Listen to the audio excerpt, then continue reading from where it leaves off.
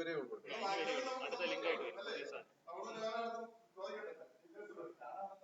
ജലക്ഷ തുറന്നല്ലോ.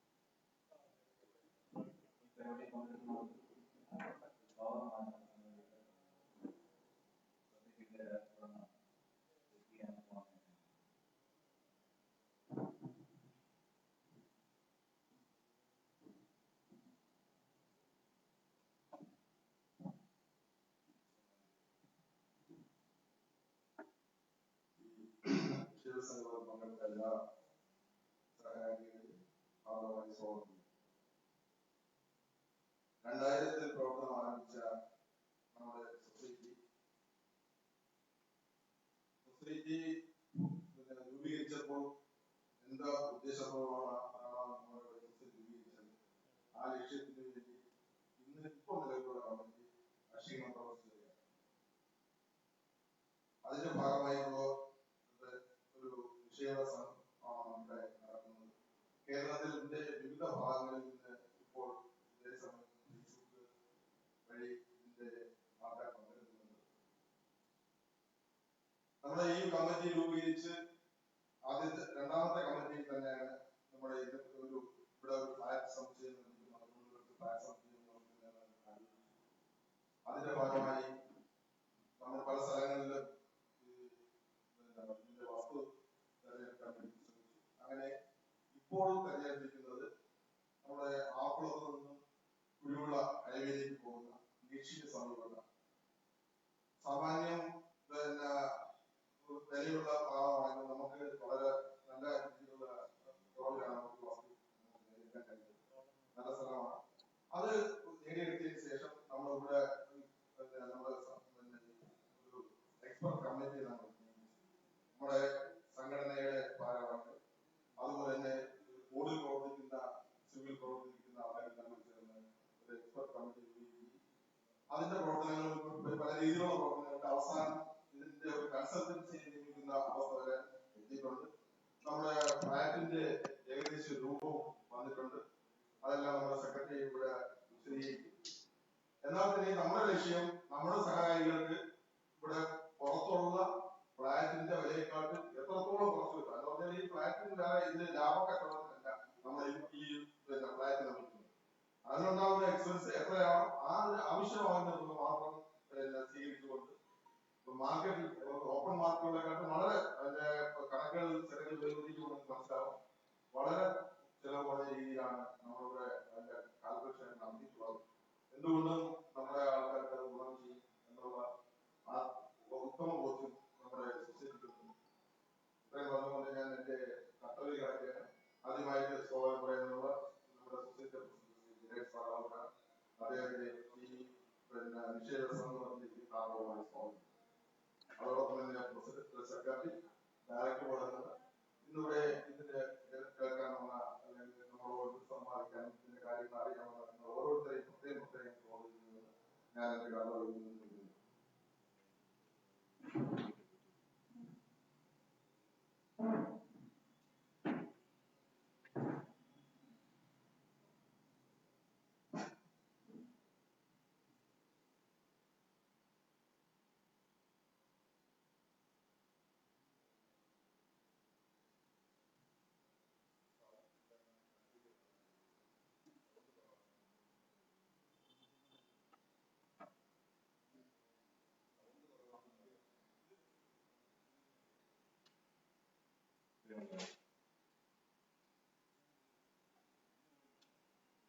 നല്ലൊരു പങ്കാളിത്തം ഓഫീസ് തന്നെ ഇവിടെ തന്നെ തന്നെ പ്രതീക്ഷിച്ചാണ് പലരും ഇവിടെ എത്തിയിട്ടില്ല. ആക്റ്റീവായിട്ട് പലരും പങ്കെടുക്കും. അതൊന്നുള്ള ചോദ്യങ്ങൾ നടക്കുന്നതനുസരിച്ച് നിങ്ങളുടെ ചോദ്യങ്ങൾ ആ ഫേസ്ബുക്ക് ലൈവ് പേജിൽ നിങ്ങൾ ചെയ്തുകൊടുത്താവുന്ന പ്രത്യേകമായ മറുപടി തരാൻ ഞങ്ങൾ ശ്രമിക്കുന്നു. ഇവിടെ നമ്മുടെ ഈ സംഘത്തിന്റെ രൂപീകരണം സംബന്ധിച്ച് സ്വാഗത പ്രാസംഗികൻ രൺകുമാർ സൂചിപ്പിച്ചിരുന്നു. 2000 മുതൽ തിരുവനന്തപുരം കേന്ദ്രീകൃതമായി പ്രവർത്തിച്ചിരുന്ന ഓഫീസർമാരുടെ സംഘമാണത്. തുടക്കത്തിൽ കാര്യമായിട്ടുള്ള പ്രവർത്തനം നടത്താൻ കഴിഞ്ഞില്ലെങ്കിലും അതിനുശേഷം കഴിഞ്ഞ കുറച്ചു കാലമായി സംഘത്തിന് മികവുറ്റ രീതിയിൽ രംഗത്ത് ഓഫീസർമാരുടെ ആവശ്യങ്ങൾ നടപ്പാക്കി കൊടുക്കാൻ കഴിഞ്ഞിട്ടുണ്ട്. നമുക്കറിയാം, കേരളത്തിൽ സഹകരണ പ്രസ്ഥാനം വളരെ മികച്ച നിലയിൽ പ്രവർത്തിച്ചിരിക്കുകയാണ്. സ്വന്തമായിട്ടൊരു ബാങ്ക് തന്നെ ഇപ്പോൾ സഹകരണ പ്രസ്ഥാനത്തിലുണ്ട്, യാഥാർത്ഥ്യമായി കഴിഞ്ഞു. അതോടൊപ്പം തന്നെ കേവലം ലാഭം ഉണ്ടാക്കുന്നതിനപ്പുറം നമ്മുടെ നാടിന്റെ വിവിധ പ്രശ്നങ്ങൾ മനസ്സിലാക്കിക്കൊണ്ട് അതിനനുസരിച്ച് പ്രവർത്തനം ചിട്ടപ്പെടുത്തിക്കൊണ്ടിരിക്കുകയാണ് കേരളത്തിലെ സഹകരണ പ്രസ്ഥാനം. അതിനൊപ്പം തന്നെ പ്രവർത്തിച്ച് മുന്നേറുവാൻ വളരെ ചെറിയ ഒരു സംഘമാണെങ്കിൽ പോലും ACB officers house construction corporation society ശ്രമിക്കുന്നു. വിവിധ പ്രശ്നങ്ങൾ അടുത്ത സമയത്ത് തന്നെ നമ്മുടെ ഈ കോവിഡുമായിട്ട് ബന്ധപ്പെട്ടുള്ള മുഖ്യമന്ത്രി ദുരിതാശ്വാസ നിധിയിലേക്ക് സംഭാവന ചെയ്ത അടക്കമുള്ള വിവിധ വിഷയങ്ങളിൽ, നാടിന്റെ വിഷയങ്ങളിൽ സംഘത്തിന് കഴിയാവുന്ന രീതിയിൽ സാമ്പത്തിക സ്ഥിതിക്ക് ഉള്ളിൽ നിന്നുകൊണ്ട് കഴിയാവുന്ന രീതിയിൽ പ്രവർത്തിച്ചുകൊണ്ടിരിക്കുകയാണ്. ഈ സംഘം രൂപീകരിച്ചത് ലക്ഷ്യമിട്ടത് നമ്മുടെ ഓഫീസർമാർക്ക് താമസത്തിന് സൗകര്യപ്രദമായ സംവിധാനങ്ങൾ അധികം സാമ്പത്തിക ബാധ്യത ഇല്ലാതെ നിറവേറ്റി കൊടുക്കുക എന്നുള്ളതാണ്. ആ പ്രധാന ലക്ഷ്യം കൈവരിക്കാനായിട്ട് കഴിഞ്ഞ 20 വർഷമായി നമ്മുടെ സംഘത്തിന് കഴിഞ്ഞിട്ടുണ്ട്. അതിന്റെ പോരായ്മയല്ല, പല കാരണങ്ങളിനകത്തുണ്ട്. എന്തായാലും ആ ഒരു പ്രധാന ലക്ഷ്യം നിറവേറ്റുക എന്നുള്ള കർത്തവ്യമാണ് ഇന്നത്തെ നിക്ഷേപ സംഗമത്തിലൂടെ സംഘം ലക്ഷ്യമിടുന്നത്. അതിന്റെ ഭാഗമായി സൂചിപ്പിക്കപ്പെട്ടതുപോലെ നമ്മുടെ തിരുവനന്തപുരം നഗരത്തിലെ ഏറ്റവും പ്രൈമായിട്ടുള്ള ലൊക്കേഷൻ, കമേഴ്സ്യലായി വളരെ വാല്യൂ ഉള്ള ഒരു സ്ഥലമാണ് നമ്മുടെ ഈ ഫ്ലാറ്റ് സമുച്ചയത്തിന് വേണ്ടി കണ്ടെത്തിയിട്ടുള്ളത്. അത് IT കോറിഡോർ എന്നറിയപ്പെടുന്ന നമ്മുടെ ബൈപ്പാസ് നിന്ന് ഏകദേശം 1.5 കിലോമീറ്റർ ഉള്ളിലാണ് ഈ സ്ഥലം സ്ഥിതി ചെയ്യുന്നത്. അതുകൊണ്ട് തന്നെ ഭാവിയിൽ വലിയ വികസനം വരുന്ന പ്രദേശമാണ്. ആ ഭാഗത്ത് ഒരു ഫ്ലാറ്റ് സ്വന്തമായി ലഭിക്കുക എന്നത് ഭാവിയിൽ നിന്നൊരു മുതൽക്കൂട്ടാകുന്നതിനകത്ത് യാതൊരു സംശയമില്ല. അങ്ങനെയാണെങ്കിൽ പോലും ഇവിടെ സ്വാഗതപ്രാസം സൂചിപ്പിച്ചതുപോലെ കേവലം ലാഭം ഉണ്ടാക്കുന്നതിന് വേണ്ടിയിട്ടല്ല നമ്മുടെ ഈ സംഘം പ്രവർത്തിച്ചെടുക്കുന്നത്. കിട്ടുന്ന ലാഭം സംഘത്തിലെ അംഗങ്ങൾക്ക് അല്ലെങ്കിൽ ഇവിടെ നിക്ഷേപിക്കുന്നവർക്കായി വീതിച്ചു കൊടുക്കുക എന്ന ഒരു പ്രധാന ലക്ഷ്യം കൂടി സൊസൈറ്റി നടത്തുന്നുണ്ട്. മാത്രമല്ല, ഇതിന്റെ നിർമ്മാണം സംബന്ധിച്ച് പറയുകയാണെങ്കിൽ ഇപ്പോൾ തന്നെ ഈ മരട് ഫ്ലാറ്റ് ഒക്കെ പൊളിച്ച സമയത്ത് ഫ്ലാറ്റിലെ താമസവും അതിൽ ഒരു ഫ്ലാറ്റ് കൈവശപ്പെടുത്തുന്നൊക്കെ ആൾക്കാർ ആശങ്കയോടെ കൊണ്ടുവന്നു. നിയമവിരുദ്ധമായി യാതൊരു തരത്തിലുള്ള നിർമ്മാണ പ്രവർത്തനവും ആ ഭാഗത്ത് ഉണ്ടാകില്ല എന്ന് ഉറപ്പിച്ചു പറയാൻ കഴിയും.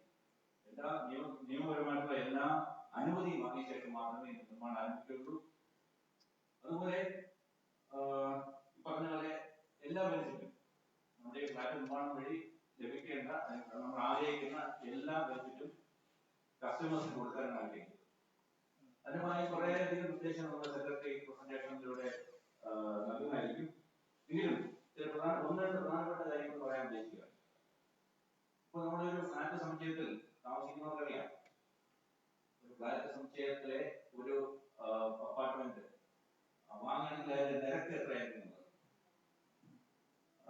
പ്രത്യേകിച്ചും തിരുവനന്തപുരം പോലെയുള്ള പ്രധാനപ്പെട്ട നഗര പ്രദേശങ്ങളിൽ ഉള്ള ഫ്ലാറ്റുകളിൽ ശരാശരി 6500 7000 രൂപ ഒരു സ്ക്വയർ ഫീറ്റ് നൽകാനായിട്ട് ഒരു അപ്പാർട്ട്മെന്റ് ലഭിക്കില്ലെന്ന് സ്ഥിതിയാണ്. അതിനേക്കാൾ വളരെ കുറഞ്ഞ നിരക്ക് തന്നെ പ്രതീക്ഷിക്കുക. ഞാൻ ആദ്യം പറഞ്ഞു, ഈ ഫ്ലാറ്റ് സമുച്ചയം നിർമ്മിക്കുന്നതുകൊണ്ട് നമ്മുടെ സംഘം വലിയൊരു ലാഭം കുറയാൻ ഉദ്ദേശിക്കുന്നില്ല. ആ ലാഭം പൂർണ്ണമായി തന്നെ സഹകാരികൾക്കും അതുപോലെ ഈ ഇത് നിക്ഷേപിക്കുന്നവരായിട്ട് നൽകാനാണ് ഉദ്ദേശിക്കുന്നത്. അതുപോലെ തന്നെ ഇതിന്റെ മെയിൻ്റനൻസ് എന്ന് പറയുന്നത് പ്രത്യേകിച്ച് കോമൺ യൂട്ടിലിറ്റി, അതിന്റെ മെയിൻ്റനൻസ് പലപ്പോഴും ഫ്ലാറ്റുകളിൽ താമസിക്കുന്നവർക്ക് വലിയ പ്രശ്നം ഉണ്ടാകും. ആ മെയിൻ്റനൻസ് ആദ്യത്തെ ഒരു 3 വർഷം സംഘത്തിന് ഏറ്റെടുത്ത് ചെയ്യാൻ ഉദ്ദേശിക്കുന്നത്. അവിടുത്തെ സെക്യൂരിറ്റി ആൾക്കാർ ഉപയോഗിക്കുന്നത്, അതുപോലെ അവിടുത്തെ സെക്യൂരിറ്റി മെഷേഴ്സിന്റെ ഭാഗമായിട്ടുള്ള സർവൈലൻസ് ക്യാമറ, അതിന്റെ അത് സ്ഥാപിക്കുന്നതും അതിന്റെ മെയിൻ്റനൻസും, ലാൻഡ്സ്കേപ്പിംഗ്, ആ ഫ്ലാറ്റിന്റെ മൊത്തം സൗന്ദര്യം നിലനിൽക്കുന്ന ലാൻഡ്സ്കേപ്പിംഗ് ആണ്. ഈ 3 കാര്യങ്ങൾ ആദ്യത്തെ 3 വർഷം അതിന്റെ പൂർണ്ണ ചെലവ് സംഘം തന്നെ നേരിട്ട് ചെയ്യാൻ ഉദ്ദേശിക്കുന്നു. മൊത്തത്തില്ല അത് മുന്നോട്ട് ഇതിന്റെ പ്രസന്റേഷൻ വരുമ്പോൾ നമുക്ക് വ്യക്തമായി മനസ്സിലാവും. പെട്ടെന്ന് ലാഭം എടുക്കാതെ ലാഭം പൂർണ്ണമായിട്ട് അല്ലെങ്കിൽ അത് കിട്ടുന്ന ആനുകൂല്യങ്ങൾ പരമാവധി ഈ സംഘത്തിലെ പ്രവർത്തിക്കുന്നവർക്കും അല്ലെങ്കിൽ സഹകാരികൾക്കും ഈ ഫ്ലാറ്റ് സമുച്ചയത്തിലെ ഉടമസ്ഥന്മാർക്കുമായിട്ട് കൊടുക്കുവാനാണ് ഉദ്ദേശിക്കുന്നത്. അതുകൊണ്ട് തന്നെ നമ്മുടെ ഈ ആദ്യത്തെ സംരംഭം നിലയ്ക്ക്, ഈ സംഘത്തിന്റെ ആദ്യ സംരംഭം നിലയ്ക്ക് ഇതുമായിട്ട് സഹകരിച്ചുകൊണ്ടിരിക്കുന്ന നിങ്ങൾ ഓരോരുത്തരും ഇപ്പോൾ നമ്മുടെ രജിസ്ട്രേഷൻ സമയത്ത് 52 രൂപ രജിസ്റ്റർ ചെയ്തിരുന്നു. അപ്പൊ ഞങ്ങൾ വിശ്വാസമുള്ളതുകൊണ്ട് അല്ലെങ്കിൽ ഈ സംഘത്തിന് ആ വിശ്വാസത്തിന് ഒട്ടും തന്നെ കോട്ടം സംഭവിക്കാത്ത തരത്തിൽ 22 മാസം കൊണ്ട് ഈ ഫ്ലാറ്റ് നിർമ്മിച്ച് കൈമാറാൻ കഴിയും എന്നാണ് ഞങ്ങൾ ഉദ്ദേശിക്കുന്നത്. ഇപ്പൊ സംഭവിച്ച പോലെയുള്ള കൊറോണ പോലെയുള്ള എന്തെങ്കിലും പ്രതിസന്ധികൾ ഉണ്ടായില്ലെങ്കിൽ പരമാവധി 22 മാസം കൊണ്ട് ഈ ഫ്ലാറ്റ് നിർമ്മിച്ച് കൈമാറാൻ കഴിയും എന്നാണ് ഉദ്ദേശിക്കുന്നത്. അപ്പോൾ ഇത് സംബന്ധിച്ചുള്ള വിശദമായിട്ടുള്ള വിവരങ്ങൾ നമ്മുടെ സെക്രട്ടറി പ്രസന്റ് ചെയ്യും. എന്ത് വിഷയവും നമുക്കിവിടെ ചർച്ച ചെയ്യാം. നിങ്ങളുടെ ഒരു ഫീഡ്ബാക്ക് ഞങ്ങൾക്ക് ആവശ്യമാണ്. തുടർന്നുള്ള പ്രവർത്തനം മികച്ച രീതിയിൽ മുന്നോട്ട് പോകുന്നതിന് നമ്മുടെ ഈ ഒരു സംശയം യാഥാർത്ഥ്യമാക്കുന്നതിന് നിങ്ങൾ ഓരോരുത്തരുടെയും പങ്കാളിത്തം ഉണ്ടാകണം. അത് പ്രതീക്ഷിച്ചുകൊണ്ട്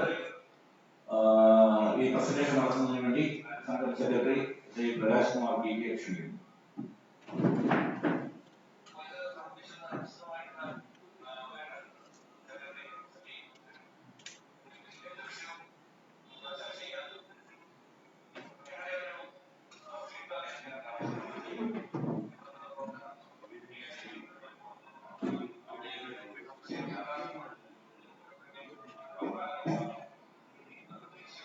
അധ്യക്ഷൻ, സംഘടന മറ്റ് ഡയറക്ടർമാർ, ഇവിടെ കൂടിയിരിക്കുന്ന ഇൻവെസ്റ്റേഴ്സിനെ കൂടിയിരിക്കുന്ന മറ്റ് ഓഫീസേഴ്സ്, സ്വാഗത പ്രസംഗത്തിലും അധ്യക്ഷ പ്രസംഗത്തിലും ഏകദേശം ധാരണ എത്തിക്കഴിഞ്ഞു. സൊസൈറ്റിയുടെ ഫോർമേഷൻ മുതലുള്ള കാര്യങ്ങൾ ഇവിടെ സൂചിപ്പിക്കട്ടെ.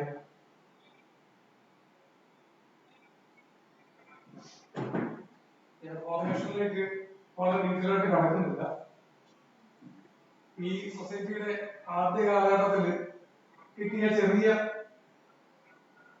വളരെ വലിയ പങ്കാളിത്തത്തോടെ അല്ല സൊസൈറ്റി തുടങ്ങിയത്. KCB ഓഫീസ് അസോസിയേഷന്റെ 14 ലക്ഷം വ്യക്തിയോട് കൂടി തുടങ്ങിയ ഒരു സംരംഭമാണിത്.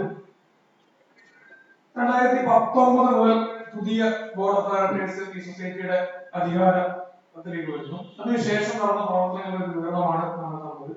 അതില് ഡയറക്ടേഴ്സിൽ കുറച്ചുപേർ കോവിഡിന്റെ പുതിയ പശ്ചാത്തലത്തിൽ നമ്മൾ ഈ മീറ്റിംഗ് നടക്കുമ്പോൾ ഇവിടെ ഏകദേശം 17 പേരോളം പങ്കെടുക്കുന്നു. കേരളത്തിലെ പല സ്ഥലങ്ങളിൽ നമ്മൾ പ്രതീക്ഷിച്ചത് ഒരു ഏകദേശം 100 പേർക്ക് ആളുകൾ പങ്കെടുക്കുമെന്നാണ്. ലൈവില് ചില പ്രശ്നങ്ങൾ പലരും പറഞ്ഞു, സൗണ്ടില്ല, അങ്ങനെയുള്ള പ്രശ്നങ്ങൾ പറയുന്നതുകൊണ്ട് തന്നെ എണ്ണം കുറവെങ്കിലും കാലക്രമേണ എണ്ണം കൂടുതൽ ആൾക്കാർ കാണുമെന്ന് പ്രതീക്ഷിക്കുന്നു. ഇപ്പം സംഘത്തിന്റെ പ്രസിഡന്റ് ജഗേഷ് കുമാർ സാറാണ്, സെക്രട്ടറി ഞാൻ തന്നെ. മറ്റ് board of directors Anilkumar T, Rajesh K, Binu T, Rama T, Jyothiraj, Shelly DC, Geetha Singh. ഇത്ര 9 പേർ അടങ്ങുന്ന ഒരു സമിതിയാണ് ഇപ്പം സംഘത്തിന്റെ ഡയറക്ടേഴ്സ് ഒക്കെ വർക്ക് ചെയ്യുന്നത്. ശരിക്കും കാലം ഓരോ രീതിയിൽ, ഓരോ ഭരണകർത്താക്കൾ നമ്മളെ ഓരോ രീതിയിലും വേർപെടുത്തിക്കൊണ്ടിരിക്കുമ്പോൾ നീ സ്വന്തമായിട്ട് ജീവിക്കണം അല്ലെങ്കിൽ നീ എന്തൊക്കെ ചെയ്യണമെന്ന് ഭരണകർത്താക്കൾ പറയുമ്പോൾ നമ്മൾ പറയുന്നത് നമുക്ക് എല്ലാവർക്കും ഒന്നിച്ച് ഒരു സ്ഥലത്ത് കാലത്തിന്റെ ഏറ്റവും വലിയ ഒരു വാക്യമായിട്ട് മാറാം. അതേ പാതയിലേക്ക് നമ്മൾ വരികയാണ്. 2019 നമ്മൾ തീരുമാനമെടുത്തു. ഒക്ടോബർ 2019 നമുക്ക് ഒത്തൊരുമിച്ച് ഒരിടത്ത് താമസിക്കാറുണ്ട്. അതിനുവേണ്ടി നമ്മൾ ആദ്യം ചെയ്തത് ഇത് വിജയിക്കുമോ അറിയാം. നമ്മൾ ഇതുവരെ തുടങ്ങാത്ത ഒരു പദ്ധതിയാണ്. എല്ലാവർക്കും വേണ്ടി ഒരു സ്ഥലത്ത് വീട് വെക്കുക എന്നുള്ളത്. അതിന് നമ്മൾ രജിസ്ട്രേഷൻ വിളിച്ചു. രജിസ്ട്രേഷൻ നമ്മൾ പ്രതീക്ഷിച്ച് നമുക്ക് 25 പേർ കൊടുക്കാവുന്നതാണ്. പക്ഷെ നല്ല റെസ്പോൺസ് ആയിരുന്നു. ഏകദേശം 54 പേർ അന്ന് തന്നെ ഒരു മാസത്തിനുള്ളിൽ തന്നെ രജിസ്ട്രേഷൻ നടത്തി. അതുകൊണ്ട് തന്നെ നമ്മള് നവംബറോടെ രജിസ്ട്രേഷൻ ക്ലോസ് ചെയ്തു. അടുത്ത സ്റ്റെപ്പ് നമ്മള് നമ്മുടെ അധ്യക്ഷ പ്രസംഗത്തിൽ വിവരിച്ചുകൊണ്ട് ലാൻഡ് വലിയ വരക്കേണ്ട പരിപാടിയാണ്. കാരണം നമ്മുടെ കോസ്റ്റ് സേവിംഗ് എന്ന് പറയുന്ന നമുക്ക് ഓരോരുത്തർക്കും അറിയാം. ശരിക്കും വീട് വെക്കുന്നതിന് മുമ്പ് നമുക്ക് യോജ്യമായ സ്ഥലം കണ്ടെത്തുക എന്ന് പറയുന്നത് വലിയ പ്രയാസമേറിയ ജോലിയാണ്. ആ ജോലി ഏറ്റെടുക്കും രണ്ട് കാര്യം നമുക്ക് മുന്നിലുണ്ട്. ഒന്ന് നമ്മുടെ ഓഫീസേഴ്സിന്റെ മക്കൾക്ക് പഠിക്കാൻ സൗകര്യമായ സ്ഥലം, നമ്മുടെ ഓഫീസുകൾക്ക് ചുറ്റുവട്ടത്തായിരിക്കണം. സിറ്റിക്കുള്ളിൽ കഴിയുന്നത്ര എന്താണ് ലഭ്യമായ ഏരിയയിൽ എല്ലാ ഘടകങ്ങളും ഉണ്ടാകും. റെയിൽവേ സ്റ്റേഷൻ, എയർപോർട്ട്, മെഡിക്കൽ കോളേജുകൾ, ഇങ്ങനെ പല സംവിധാനങ്ങൾ നോക്കി. പിന്നെ ലാൻഡിന്റെ പ്രത്യേകത, അറ്റ്മോസ്ഫിയർ ലാൻഡിന് മേടിക്കുന്ന ലാൻഡിന്റെ വില കൂടിയ ടോട്ടൽ കോസ്റ്റ് ആണ്. ഇതൊക്കെ കൊണ്ട് പല തവണ പല സ്ഥലങ്ങളിൽ കണ്ടെത്തി എന്താണ് അന്വേഷണത്തിന്റെ ഭാഗമായിട്ട് നമുക്ക് ലാൻഡ് 18-11 അഡ്വാൻസ് ചെയ്യാൻ കഴിയും. വലിയ അച്ചീവ്മെന്റ് ആണ്. കാരണം 9 തുടങ്ങി 2 മാസം കൊണ്ട് നമുക്ക് ലാൻഡ് വാങ്ങിക്കാൻ കഴിയും. ലൊക്കേഷനുള്ള പാത കഴിഞ്ഞു. ലൊക്കേഷന്റെ ഗൂഗിൾ മാപ്പ് നമ്മുടെ സ്ലൈഡിൽ. ശരിക്കും നമ്മള് റെസ്പോൺസ് ചോദിച്ചപ്പോൾ ആളുകൾ ഒരു 40-40% ആൾക്കാർക്ക് ആവശ്യമില്ല ആയിരുന്നു. ഈ പറഞ്ഞ 53% ആൾക്കാർക്ക് ഫ്ലാറ്റ് വേണം. ഓൾമോസ്റ്റ് 50-50 റെസ്പോൺസ് ആണ്. അതുകൊണ്ട് തന്നെ നമുക്ക് കിട്ടിയ ലാൻഡിനെ കുറിച്ച് ഒന്ന് പഠിക്കേണ്ടി വന്നു. ഈ ലാൻഡിൽ എന്ത് ചെയ്യാൻ പറ്റും? ഒരു 54 സെന്റ് ലാൻഡാണ്. ആ ലാൻഡിൽ എന്ത് ചെയ്യാൻ പറ്റുമെന്ന് നമുക്ക് ഒരു ഇനിഷ്യൽ സ്റ്റഡി നടത്തി. അതിനുവേണ്ടി നമ്മളൊരു ഓപ്പൺ കൊട്ടേഷൻ ഇൻവൈറ്റ് ചെയ്തു. 28-11 അത് ഇൻവൈറ്റ് ചെയ്തു. കൊട്ടേഷൻ ഓപ്പൺ ചെയ്ത് 9-12 ആ കൊട്ടേഷൻ നമ്മൾ അഡീഷണൽ അസോസിയേറ്റ്സ് എന്ന് പറഞ്ഞ ഒരു ആർക്കിടെക്ചർ ഗ്രൂപ്പിൽ നമ്മൾ വാങ്ങി. 3 റൗണ്ട് ഡിസ്കഷൻ നമ്മൾ നടത്തി. ആ ഡിസ്കഷനിൽ നമുക്ക് മനസ്സിലാക്കിയ ഒരു കാര്യം, നമ്മൾ പോകുന്ന പ്രൊജക്റ്റിലേക്ക് കുറച്ചുകൂടെ വലിയ നിലയിൽ നമുക്ക് സ്ഥിരമായിട്ട് ഒരു ആർക്കിടെക്ചർ കൺസൾട്ടന്റ് വേണം. നമ്മൾ നേരത്തെ സൂചിപ്പിച്ച പോലെ നമുക്ക് ക്വാളിറ്റിയും വേണം, നമ്മുടെ മൂല്യം ഇതും കുറയ്ക്കണം, നമ്മുടെ ടോട്ടൽ കോസ്റ്റും കുറയണം. ക്വാളിറ്റി വേണമെന്നുണ്ടെങ്കിൽ നമുക്ക് തീർച്ചയായിട്ടും ഒരു ആർക്കിടെക്ചർ കൺസൾട്ടന്റ് ത്രൂഔട്ട് വേണമെന്ന് ഞങ്ങൾക്ക് ഈ 3 ഡിസ്കഷനോട് മനസ്സിലായി. അതുകൊണ്ട് ഞങ്ങൾ വളരെ ബ്രില്യന്റ് ആയിട്ട് മൂവോട് നടത്തി. തൽക്കാലം ഈ കൺസൾട്ടന്റ് അവിടെ അവസാനിപ്പിക്കുക. ത്രൂഔട്ട് ബിൽഡിംഗിന്റെ സ്റ്റാർട്ട് ടു എൻഡ് കൺസ്ട്രക്ഷൻ വരെ നമ്മളെ സഹായിക്കാവുന്ന രീതിയിലേക്ക് ഒരു പ്രൊഫഷണൽ ആർക്കിടെക്ചറിന്റെ സഹായം വരും. അങ്ങനെ ഞങ്ങൾ പ്രൊഫഷണൽ ആർക്കിടെക്ചറിന്റെ സഹായത്തിന് വേണ്ടി ഓപ്പൺ കൊട്ടേഷനിലേക്ക് പോകാൻ തീരുമാനിച്ചു. ഓപ്പൺ കൊട്ടേഷൻ നമ്മൾ 6-2 ഇൻവൈറ്റ് ചെയ്തു. അത് ഓപ്പൺ ചെയ്തത് 20-2 പാർട്ടിസിപ്പൻസ് ആയിട്ട് നമുക്ക് 4 പ്രധാനപ്പെട്ട ആർക്കിടെക്ചർ, തിരുവനന്തപുരത്ത് നിന്ന് 3 പേര്, തൃശ്ശൂരിൽ നിന്നാണ്. ഇങ്ങനെ പ്രധാനപ്പെട്ട 4 ആർക്കിടെക്ചർ നമുക്ക് കിട്ടുകയുണ്ടായി. പത്രത്തിലെ കട്ടിങ് ആണ് നമുക്ക് കാണാൻ കഴിയുന്നത്. ഇതിനെ പഠിക്കുക എന്നുള്ളതിന് വേണ്ടി നമ്മുടെ സംഘം ഭാരവാഹികളോടൊപ്പം തന്നെ നമുക്ക് കുറച്ച് എക്സ്പേർട്ട് ഗ്രൂപ്പ് കാണാമായിരുന്നു. അതിനുവേണ്ടി നമ്മൾ എക്സ്പേർട്ട് കമ്മിറ്റി ഉണ്ടാക്കി. ആ കമ്മിറ്റിയുടെ പേരുകൂടി പറഞ്ഞു പോകുന്നത് ഇവിടെ ഉചിതമായിരുന്നു. കാരണം അത് ഒരുപാട് തവണ നമുക്ക് ഡിസ്കസ് ചെയ്യേണ്ടി വന്നു. ഈ തന്നിരിക്കുന്ന ബുക്കുകൾ വായിക്കുക, അവരുടെ പ്രീവിയസ് റെക്കോർഡ് നോക്കുക, അവരുടെ കൺസ്ട്രക്ട് ചെയ്ത ബിൽഡിങ്ങിന്റെ നിലവാരം നോക്കുക, ഡിസൈൻ, അവരുടെ ഒരു എന്താണ് ഒരു ടോട്ടൽ ഹോളിസ്റ്റിക് ആയിട്ടുള്ള സാധനം എന്താണെന്ന് മനസ്സിലാക്കേണ്ടത് നമുക്ക് പുറത്തു കൊടുക്കാൻ അത്യാവശ്യമായിരുന്നു. അതുകൊണ്ട് തന്നെ ആ എക്സ്പേർട്ട് കമ്മിറ്റി ഇതിനകത്ത് വളരെയധികം ഇടപെട്ടു. Chandrasekharan R, Asha G V, Sreekumar G, Harikumar G, M G Suresh, ഇത്രയും പേരാണ് എക്സ്പെർട്ട് കമ്മിറ്റി ഉണ്ടായിരുന്നത്. അങ്ങനെ ഡിസ്കഷന്റെ ഭാഗമായി നമ്മൾ ഏറ്റവും ലോവസ്റ്റ് തന്നിരുന്നത് നമ്മൾ കൊടുത്ത ആളാണ്. കാരണം അദ്ദേഹത്തിന് ഈ ഫീൽഡ് എക്സ്പീരിയൻസ്, അദ്ദേഹം വെച്ചിരിക്കുന്നത് ഹോസ്പിറ്റലിൽ നമ്മൾ ഉദ്ദേശിച്ച ഫ്ലാറ്റ് നിർമ്മാണം അല്ലെങ്കിൽ വീട് നിർമ്മാണത്തിലല്ല അദ്ദേഹത്തിന് എക്സ്പീരിയൻസ്. അതുകൊണ്ട് ലോവസ്റ്റിന് നമുക്ക് കൊടുക്കാൻ കഴിയില്ല.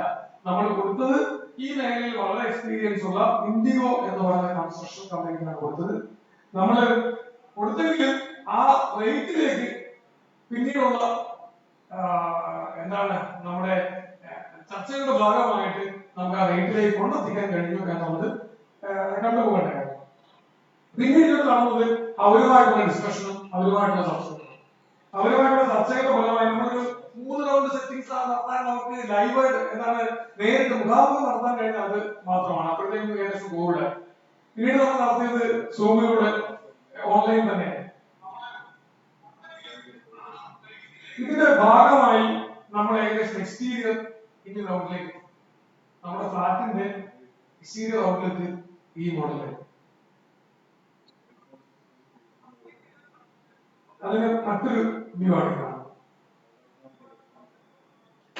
ഇതിന് പ്രധാനപ്പെട്ട ഘടകം നമ്മൾ ഫ്ലാറ്റ് വാങ്ങാൻ പോകുമ്പോൾ നമുക്ക് രണ്ട് ഘടകങ്ങളുണ്ട്. നമ്മൾ താമസിക്കുന്ന പ്ലിന്ത് ഏരിയ മാത്രം, അതിന് മാത്രമല്ല ഒരു ഫ്ലാറ്റിന്റെ ഉടമസ്ഥൻ കാശ് കൊടുക്കും, അതിനോടൊപ്പം നമുക്ക് തരുന്ന കുറെ അധികം റിക്രിയേഷൻ.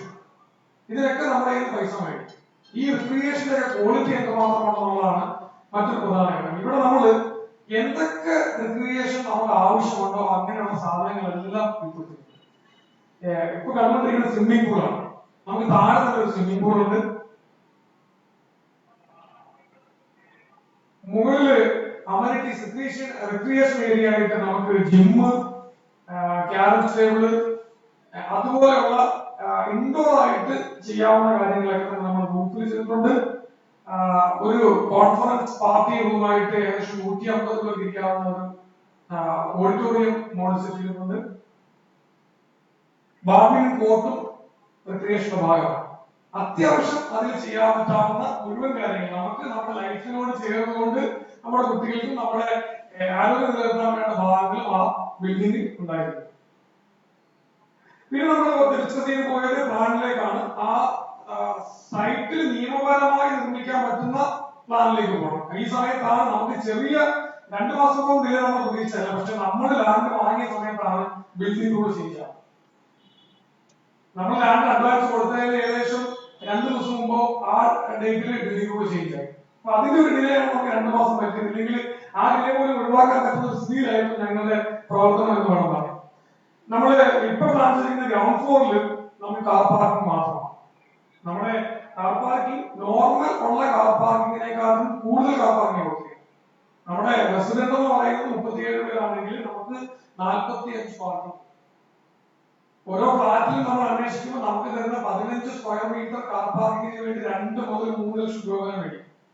ഇവിടെ നമ്മൾ അഡീഷണൽ കാർ പാർക്കിംഗ്, നമ്മുടെ ഒരു റിലേറ്റീവ് വരുന്നു, നമ്മുടെ ഫ്രണ്ട് വരുന്നു, മറ്റാരെങ്കിലും അവിടെ കടന്നു വരുന്ന ഓഫീസ്, നമുക്ക് കാർ പാർക്കിംഗ് ഉദ്ദേശത്തോടുകൂടി നിയമപരമായ 8 പാർക്കിംഗ് നമ്മൾ അധികം കൊടുത്തിരിക്കുന്നു. അത് കൂടാതെ തന്നെ നിയമപരമായി പറയുന്ന 15 സ്ക്വയർ മീറ്ററിൽ ഒരു പാർക്കിംഗ് ആണെങ്കിൽ അവിടെ നമ്മൾ ഒതുക്കിയിടുന്ന കാരണം നമുക്ക് ചിലപ്പോൾ 3 കാർ പാർക്കിംഗ് നിയമപരമായിട്ട് വേണ്ടത് നമ്മൾ പാർക്ക് ചെയ്യുമ്പോൾ 4 മുതൽ 5 വരെ കാർ പാർക്ക് ചെയ്യാൻ കഴിയും.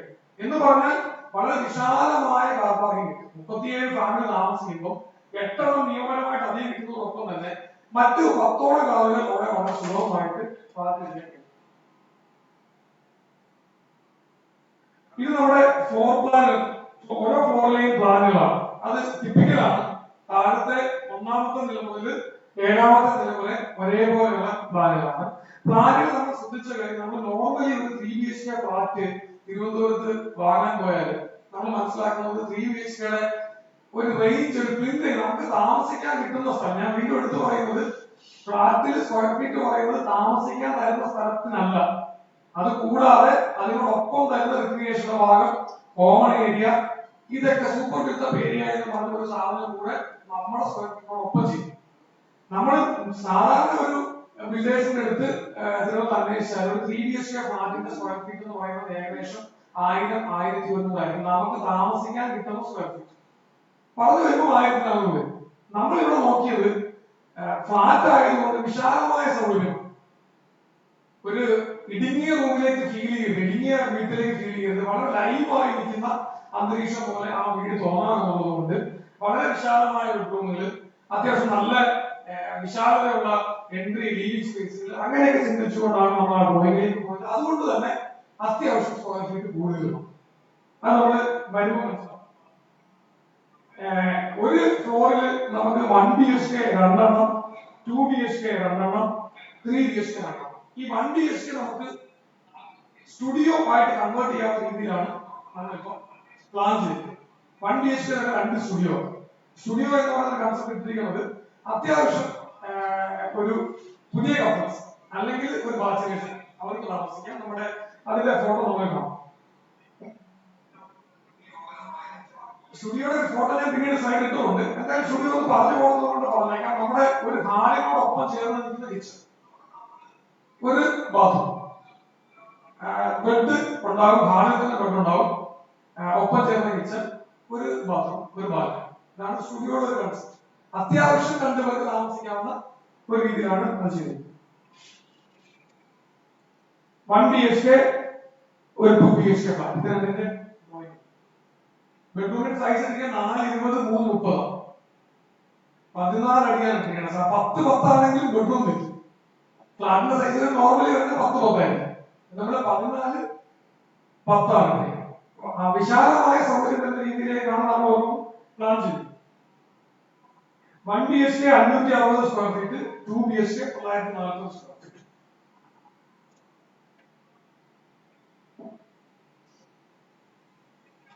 ഒരു 3 BHK നമുക്ക് 2 മോഡൽ ഡിസൈൻ ചെയ്യേണ്ടി വന്നു, റൈറ്റിലും ലെഫ്റ്റിലുമായിട്ട്. ഒരു മോഡൽ 1280 സ്ക്വയർ ഫീറ്റ് ആണ് വന്നത്.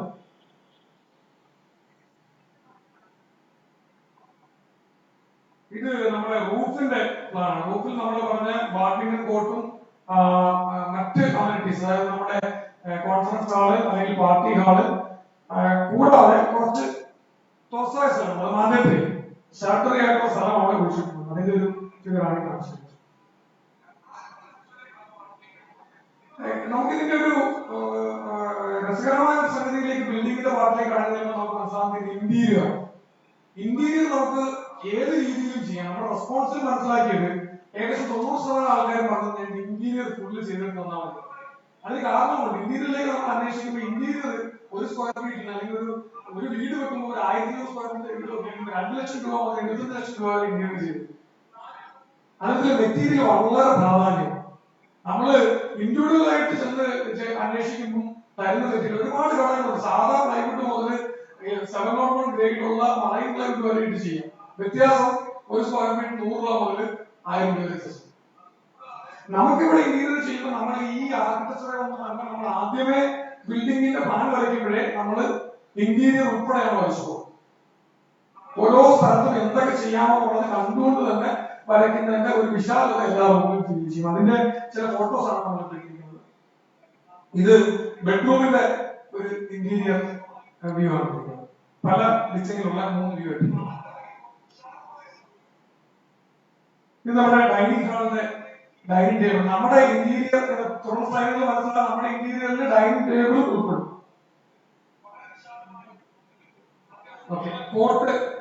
കോട്ട് സഹിതമാണ് ഒരു ടൈപ്പ് ഇന്റീരിയർ വരുന്നത്. ഇത് കോട്ടിന്റെ ഓവർ ഡിസൈൻ.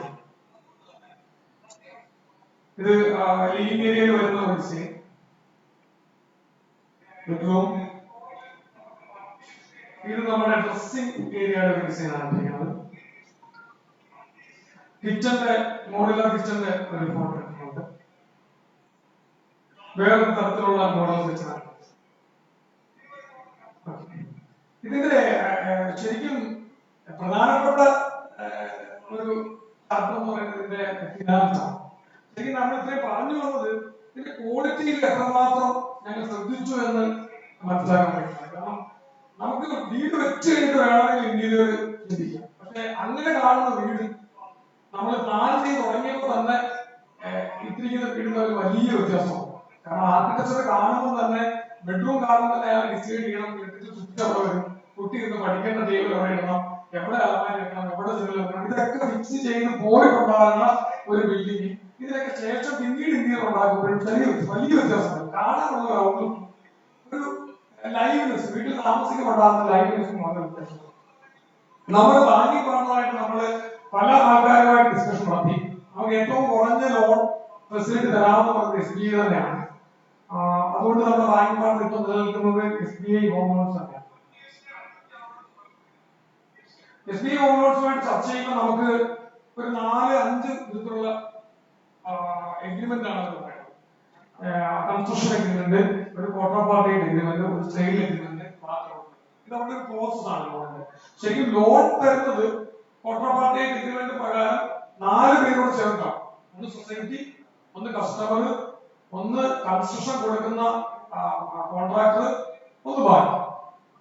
കസ്റ്റമർക്ക് ശരിക്കും കോൺട്രാക്ടർ സംസാരിക്കണമെങ്കിൽ സംസാരിക്കാം. പക്ഷെ ഈ തലവേദനകളൊന്നും കസ്റ്റമറെ ബാധിക്കുന്നില്ല. കസ്റ്റമർ ലോൺ എടുക്കാൻ വേണ്ടി ബാങ്കിന്റെ അടുത്ത് പോകണ്ട, ബാങ്കിനോട് ഡിസ്കസ് ചെയ്യേണ്ട. കാരണം ലോണ് ടോട്ടൽ ബിൽഡിങ്ങിനാണ് ലോൺ തരുന്നത്. പക്ഷെ ഓരോ എമൗണ്ടും കസ്റ്റമർ ആഗ്രഹിക്കുന്ന എമൗണ്ടിന് അവർക്ക് ഇഷ്ടപ്പെട്ടുള്ള എമൗണ്ട് തരികയും ചെയ്യും. ഒരു കസ്റ്റമറുടെ കയ്യിൽ കൂടുതൽ പൈസ ഉണ്ടെങ്കിൽ അവർക്ക് കുറച്ച് എമൗണ്ട് മതി, ആ എമൗണ്ട് ലോൺ എടുക്കാം. അങ്ങനെയുള്ള ഒരുപാട് റിലേബിലിറ്റി തന്നുകൊണ്ടാണ് നമുക്ക് SBI ഈ ഹോം ലോണിലേക്ക് നമ്മുടെ കൂടെ കൂടിയിരിക്കുന്നത്. ഇൻട്രസ്റ്റ് റേറ്റ്, അവസാനത്തെ ഇൻട്രസ്റ്റ് റേറ്റ് അവർ നമുക്ക് തന്നിട്ടുണ്ട്. രണ്ട് ഫെസിലിറ്റി അവർ പറഞ്ഞിരിക്കുന്നുണ്ട്. അതിനകത്തില് 2 വേഗം പ്രോസസിംഗ് ഫീ ഇല്ല, മറ്റ് ഫീകൾ ഒന്നും തന്നെ ഇല്ല. ഒരു 0.05 ഇൻട്രസ്റ്റ് റിഡക്ഷൻ തരാമെന്ന് സംഭവിച്ചത്. ഇപ്പം 7.35 ആണ് അതിന്റെ ഇൻട്രസ്റ്റ് റേറ്റ്.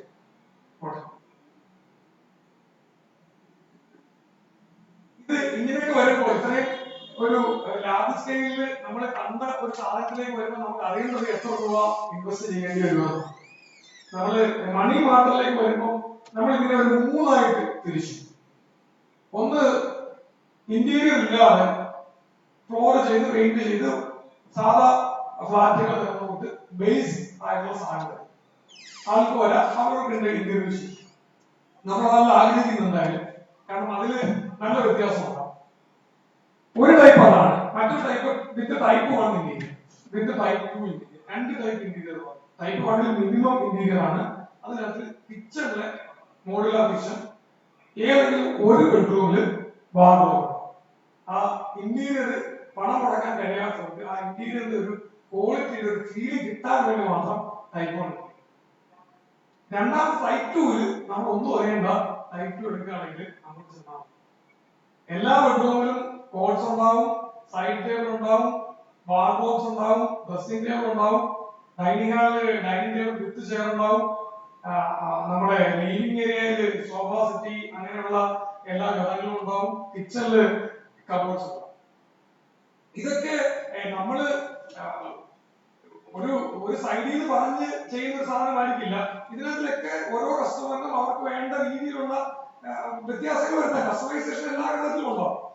പക്ഷേ ഡിസൈനുമായിട്ട് ബന്ധപ്പെട്ടിട്ടുള്ള കസ്റ്റമർക്ക് മനസ്സിലാവാൻ ഡിസൈൻ എന്താ എന്നുള്ളത് കാണും.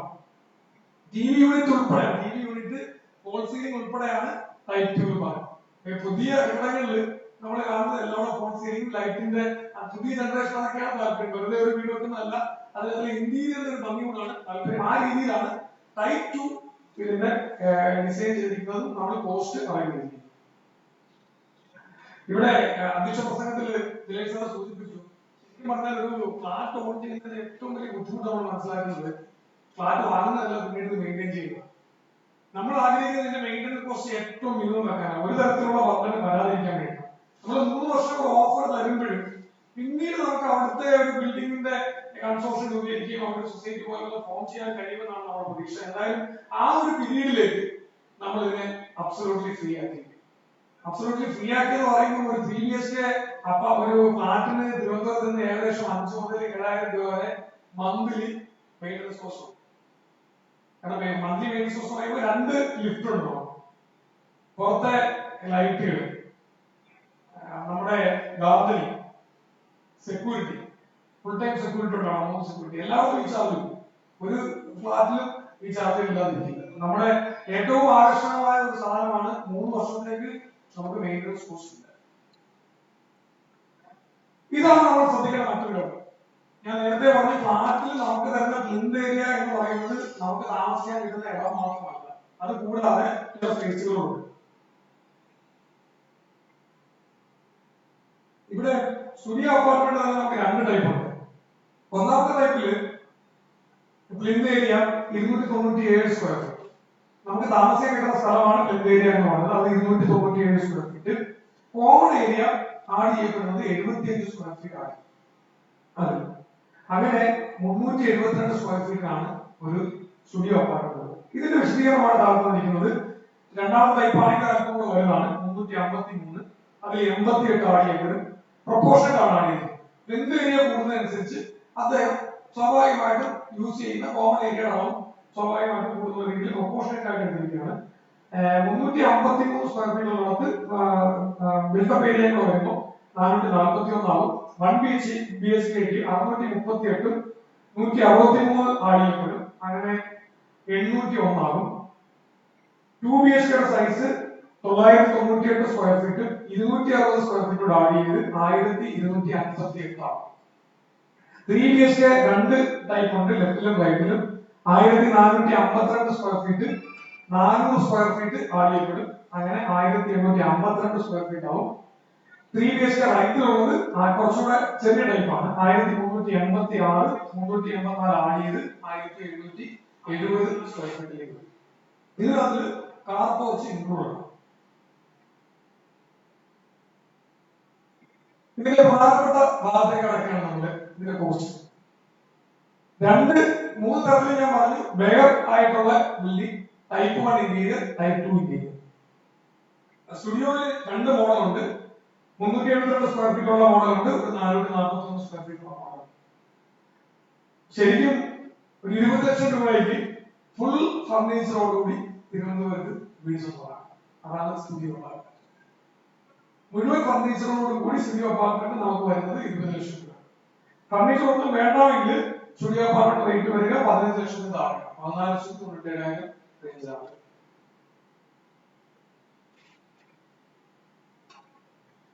വൺ BHK വരുമ്പോൾ square feet 801 square feet.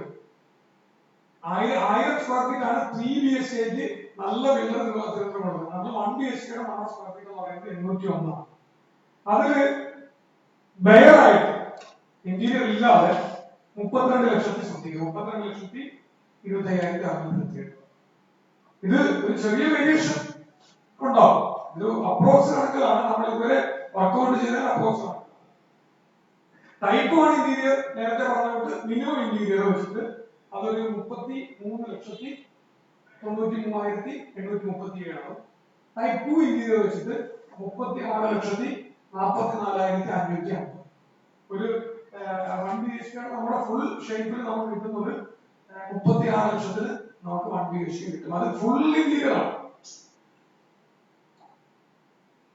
2 BHK base rate എന്ന് പറയുന്നത് 1252 സ്ക്വയർ ഫീറ്റിന് 50 ലക്ഷം രൂപ, 50,67,224.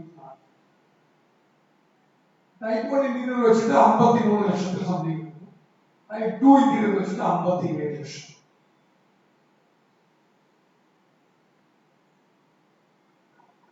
BHK 2 മോഡൽ എന്ന് പറഞ്ഞു. ഒന്ന് 1770 സ്ക്വയർ ഫീറ്റിന്റെയാണ്. അതിൽ ബേസ് കൺസ്ട്രക്ഷനിൽ വരുമ്പോൾ 71,33,000 രൂപ ആവും.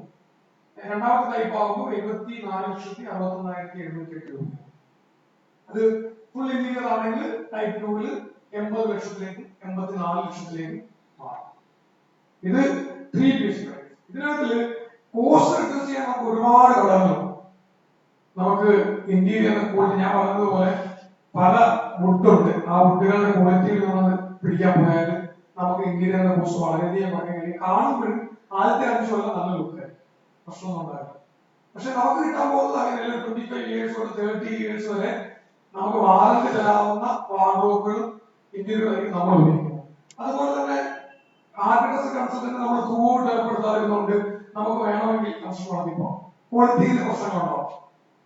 ക്വാളിറ്റിയിൽ ഒരു രീതിയിലും ഡിസ്കൗണ്ട് ചെയ്യാതെ വരുന്ന റേറ്റുകളിലേക്കാണ് നമ്മൾ പറയുന്നത്. സ്വാഭാവികമായിട്ട് നമ്മൾ റേറ്റ് അന്വേഷിച്ചാൽ ഒരു 3 BHK ഒരു 25 to 20 lakhs ഡിഫറൻസ് നിങ്ങൾക്ക് മാർക്കറ്റിൽ കാണാം. റേറ്റ് സ്ക്വയർ ഫീറ്റിൽ ഒരു 150 മുതൽ 300 സ്ക്വയർ ഫീറ്റ് കൂടുതൽ കിട്ടും. 300 സ്ക്വയർ ഫീറ്റ് എന്ന് പറയുമ്പോൾ 300 into 5000 എന്ന് പറയുന്നത് ഏകദേശം 15 ലക്ഷം രൂപ. അപ്പോഴാണ് നമ്മൾ അവിടെയാണ് നമ്മളെല്ലാം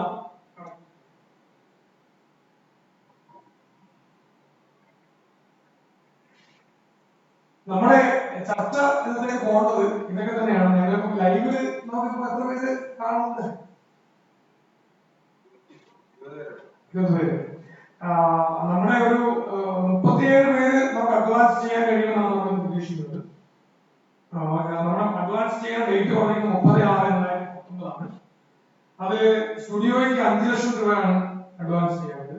1 BHK 7 ലക്ഷം, 2 BHK 10 ലക്ഷം, 3 BHK 12 ലക്ഷം. ഈ രീതിയിൽ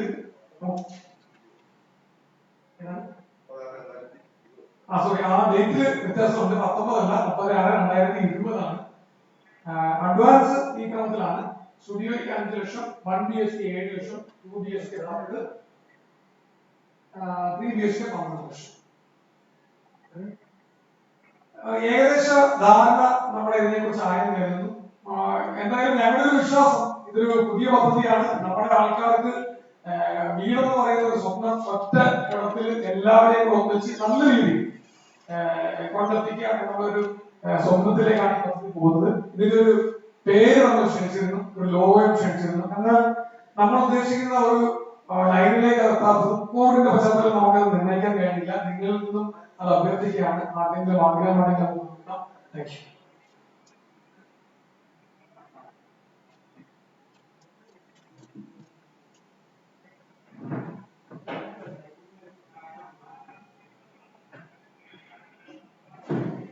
നമ്മുടെ പ്രസന്റേഷൻ കണ്ടു കഴിഞ്ഞു.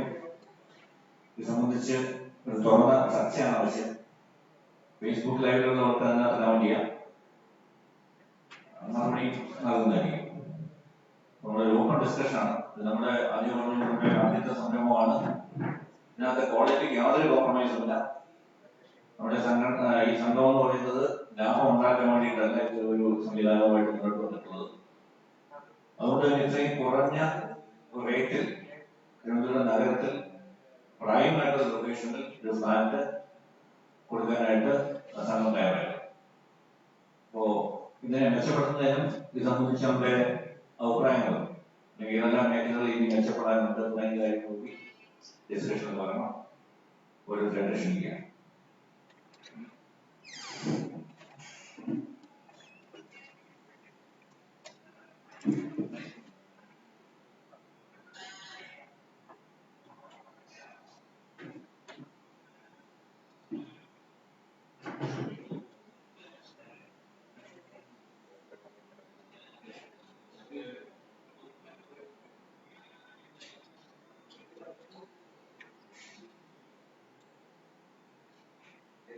എല്ലാ ഫ്ലോറിലും കോസ്റ്റ് ഉള്ളത് തന്നെയാണ്. ഈ പറഞ്ഞ റേറ്റ് ഏത് ഫ്ലോർ ആയാലും നമ്മുടെ ഈ വേസ്റ്റ് ഡിസ്പോസൽ നമ്മള്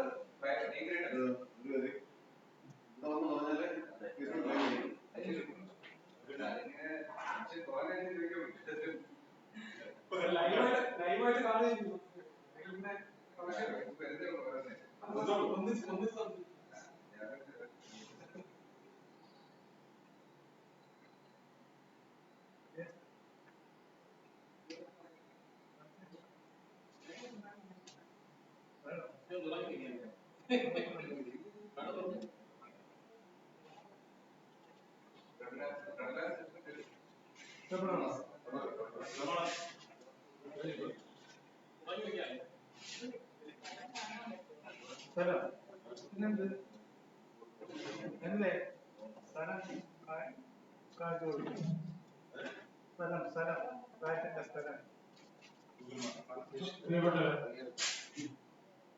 ചർച്ച ചെയ്യാതെ തുടങ്ങിയത് നമ്മുടെ സെക്രട്ടറി പറഞ്ഞതനുസരിച്ച് നമ്മുടെ KCB കുടുംബത്തിലെ ഈ ഹൗസിംഗ് സൊസൈറ്റി എന്ന കൺസെപ്റ്റ് ഇത് രണ്ടാമതായിരുന്നു. അത് ഞാൻ ഈ KCB വെൽഫെയർ അസോസിയേഷന്റെ ഒരു സംസ്ഥാന ഭാരവാഹി KCB വെൽഫെയർ ഹൗസിംഗ് സൊസൈറ്റിയുടെ ഡയറക്ടറാണ്. അപ്പോൾ ഞങ്ങളുടെ പെൻഷൻ അസോസിയേഷന്റെ ഹൗസിംഗ് സൊസൈറ്റി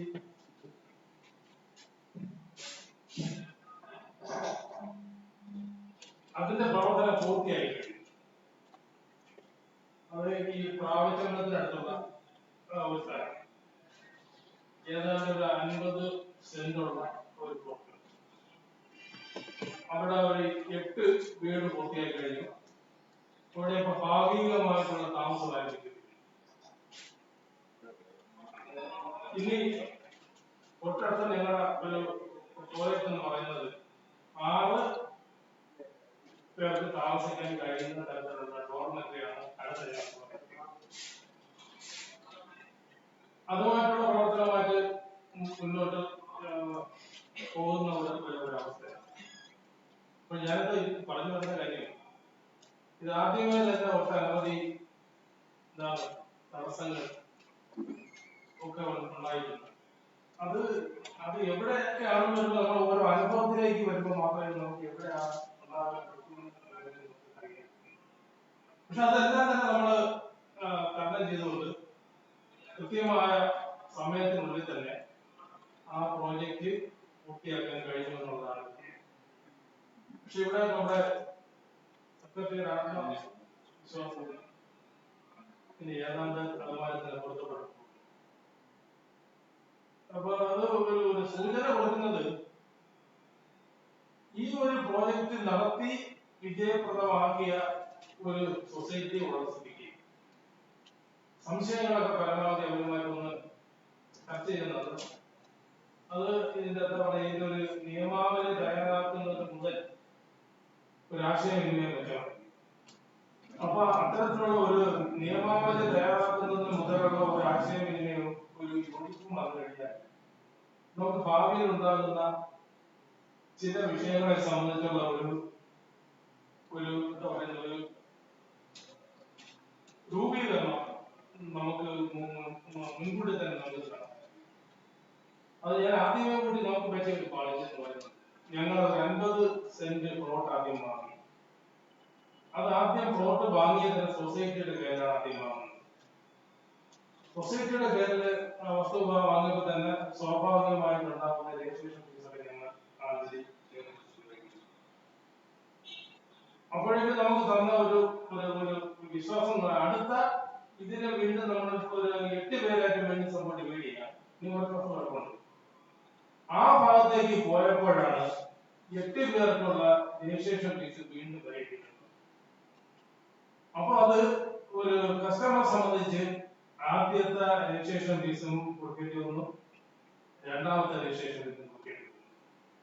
അപ്പൊ അത് നോക്കുമ്പോൾ ഞങ്ങൾക്ക് അതിനകത്ത് കുറച്ചൊരു സാമ്പത്തിക നഷ്ടം ഉണ്ടായിരുന്നു. അപ്പോൾ ഈ കസ്റ്റമേഴ്സും നമ്മുടെ സൊസൈറ്റി തമ്മിൽ ചില അഭിപ്രായ വ്യത്യാസങ്ങളൊക്കെ ഉണ്ടായി.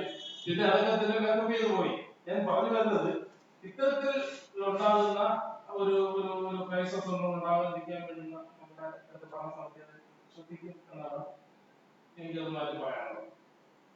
പിന്നീട് അദ്ദേഹത്തിന്റെ ഒരു അഭിപ്രായം പറഞ്ഞത്, ഇത് പൂർത്തീകരിച്ച് കഴിഞ്ഞാൽ 3 വർഷത്തേക്കുള്ള മറ്റ് മെയിൻ്റനൻസ് കോസ്റ്റ് അത് സൊസൈറ്റി തന്നെ ചെയ്തു കൊടുക്കും എന്നാണ് അദ്ദേഹത്തിന്റെ പറഞ്ഞത്. ശരിയായിട്ടും നല്ലതാണ്. പക്ഷെ അത് ചെയ്യുമ്പോൾ തന്നെ നമുക്കതൊരു ധാരണ വേണ്ടത്, ഇത് ഒരു ലാഭ കച്ചവടമല്ല എന്ന് തന്നെയാണ് ഇവിടെ നേരത്തെ കൂട്ടി സൂചിപ്പിക്കുന്നത്. നമ്മൾ അതിൽ നിന്നും ഒരു ലാഭം നമ്മൾ എന്തായാലും കണ്ടെത്തുന്നില്ല. അപ്പൊ ലാഭം കണ്ടെത്താത്ത സ്ഥിതിക്ക് ഈ 3 വർഷത്തേക്കുള്ള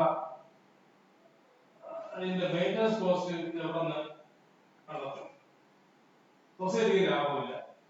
ഈ ഒരു പ്രോജക്റ്റ് ചെയ്ത് കഴിഞ്ഞാൽ സൊസൈറ്റിക്ക് പ്രത്യേകിച്ച് ഒരു വരുമാന മാർഗം ഉണ്ടാകാനുള്ള സാധ്യതയൊന്നും കാണുന്നില്ല.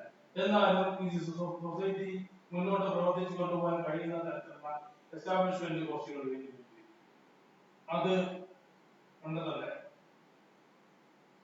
അത് നമുക്കത് എങ്ങനെ കണ്ടെത്താൻ കഴിയും? അല്ല, ഇപ്പൊ പ്രോജക്റ്റ് പൂർണ്ണമായ ശേഷം ഇതിന് വേണ്ടത് എസ്റ്റാബ്ലിഷ്മെന്റ് കോസ്റ്റ് നമുക്ക് കണ്ടെത്താൻ കഴിയാത്ത സാഹചര്യം വന്നാൽ വീണ്ടും അവിടെ ഒരു ക്രൈസിസ് ഉണ്ടാകും. ഞാനിതെല്ലാം പറഞ്ഞു വരുന്നത്, ഞാൻ എന്റെ നേതൃത്വത്തിൽ നിയന്ത്രിക്കുന്ന സൊസൈറ്റി അനുഭവിച്ചു കൊണ്ടിരിക്കുന്ന ചില പാഠങ്ങളാണ് ഇവിടെ ഞാൻ നിങ്ങളുടെ മുന്നിൽ അവതരിപ്പിച്ചത് മാത്രമേ ഉള്ളൂ. അപ്പൊ ഇത് മൊത്തത്തിൽ ഇവിടെ ഈ പറഞ്ഞ കാര്യങ്ങളോടൊക്കെ തന്നെ എനിക്ക് നല്ല ഒരു യോജിപ്പാണുള്ളത്.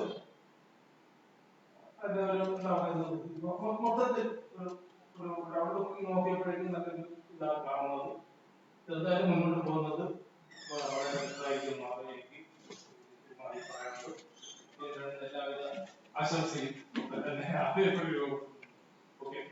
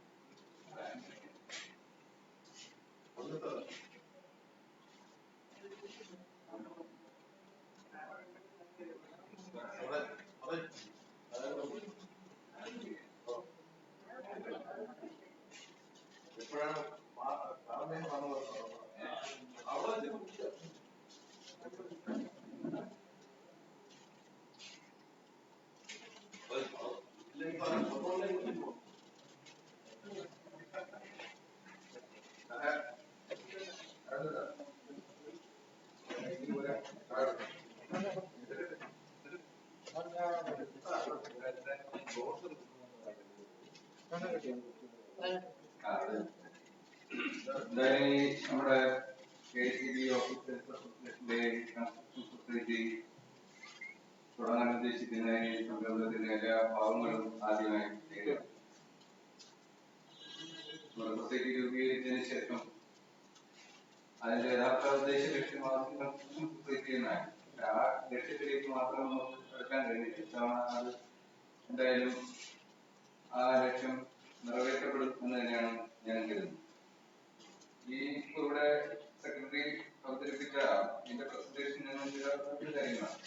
ഒന്ന്, ഈ സൈറ്റ് നമ്മളാരും കണ്ടിട്ടില്ല, എവിടെയാണ് എന്നുള്ളത്. നമ്മൾ ഇവിടെ വയ്ക്കുന്ന സ്ഥലം സൊസൈറ്റി കണ്ടെങ്കിൽ അനുയോജ്യമായ സ്ഥലമാണെന്ന് പറഞ്ഞു നിൽക്കും. ഇൻവെസ്റ്റേഴ്സിന് അത് ഒന്ന് കാണാനുള്ള അവസ്ഥ ഉണ്ടാക്കുന്നതെന്നാവും അങ്ങനെ. ഇപ്പോ ഇവിടെ പ്രസിഡന്റ് സൂചിപ്പിച്ചത് ഹൈവേയിൽ നിന്ന് 1.5 കിലോമീറ്റർ മാറിയ മിഷൻ അടുത്താണെന്നാണ് പറഞ്ഞത്. ഇത് ഇവിടുന്ന് റെയിൽവേ സ്റ്റേഷനിൽ നിന്നും നമ്മൾ സാധാരണ ഏത് ലൊക്കേഷൻ പറയുമ്പോൾ റെയിൽവേ സ്റ്റേഷനിൽ നിന്നും പിന്നെ ബസ് സ്റ്റാൻഡിൽ നിന്നും സെക്രട്ടേറിയറ്റിൽ നിന്നും ദൂരം എത്ര വരുമെന്ന് ഏകദേശം നമുക്ക് സാധാരണ ഏത് ഫ്ലാറ്റ് അല്ലെങ്കിൽ റെയിൽവേ സ്റ്റേഷൻ നമ്മുടെ ടൗണിൽ നിന്നുള്ള ഇതിലൊരു ദൂരം പറയും. എത്ര കിലോമീറ്റർ ദൂരം മാറിയാണ് എന്നുള്ള വിവരം കൂടിയാണ് പറയുന്നത്. നല്ലതാണ്. പിന്നെ ഇവിടെ റേറ്റ് പറഞ്ഞു എല്ലാ ഫ്ലോറിലും ഒരേ റേറ്റ് ആണെന്നാണ് പറഞ്ഞത്. അതിനകത്ത് എല്ലാ ഫ്ലോറിലും 2 ബെഡ്റൂമും പിന്നെ സിംഗിൾ ബെഡ്റൂമും സ്റ്റുഡിയോയും 3 ബെഡ്റൂമും എല്ലാ ഫ്ലോറിലും ഉണ്ടാവും. എല്ലാം ഒരേ രീതിയിൽ ഒരേ രീതിയിൽ. പിന്നെ ഈ ലെഫ്റ്റ് റൈറ്റ് വ്യത്യാസം എന്താണെന്ന്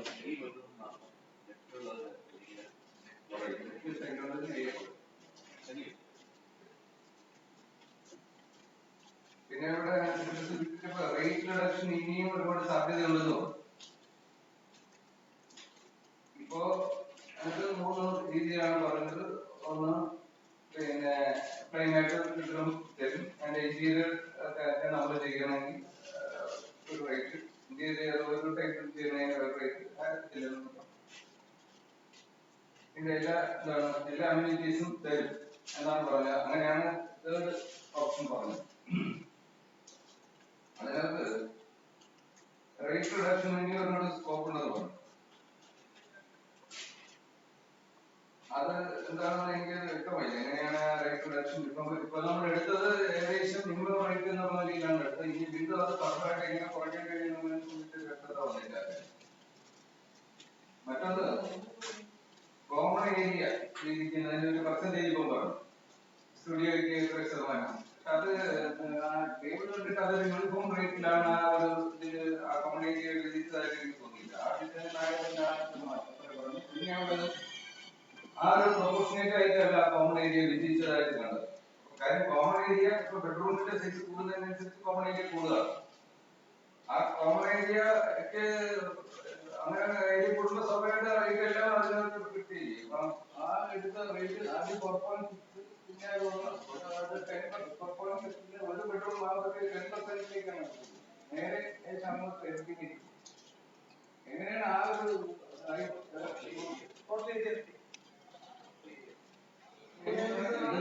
അതിന്റെ ഏരിയയുടെ അത് 638 ഇവിടെ ഇതിന്റെ അതിന്റെ 10%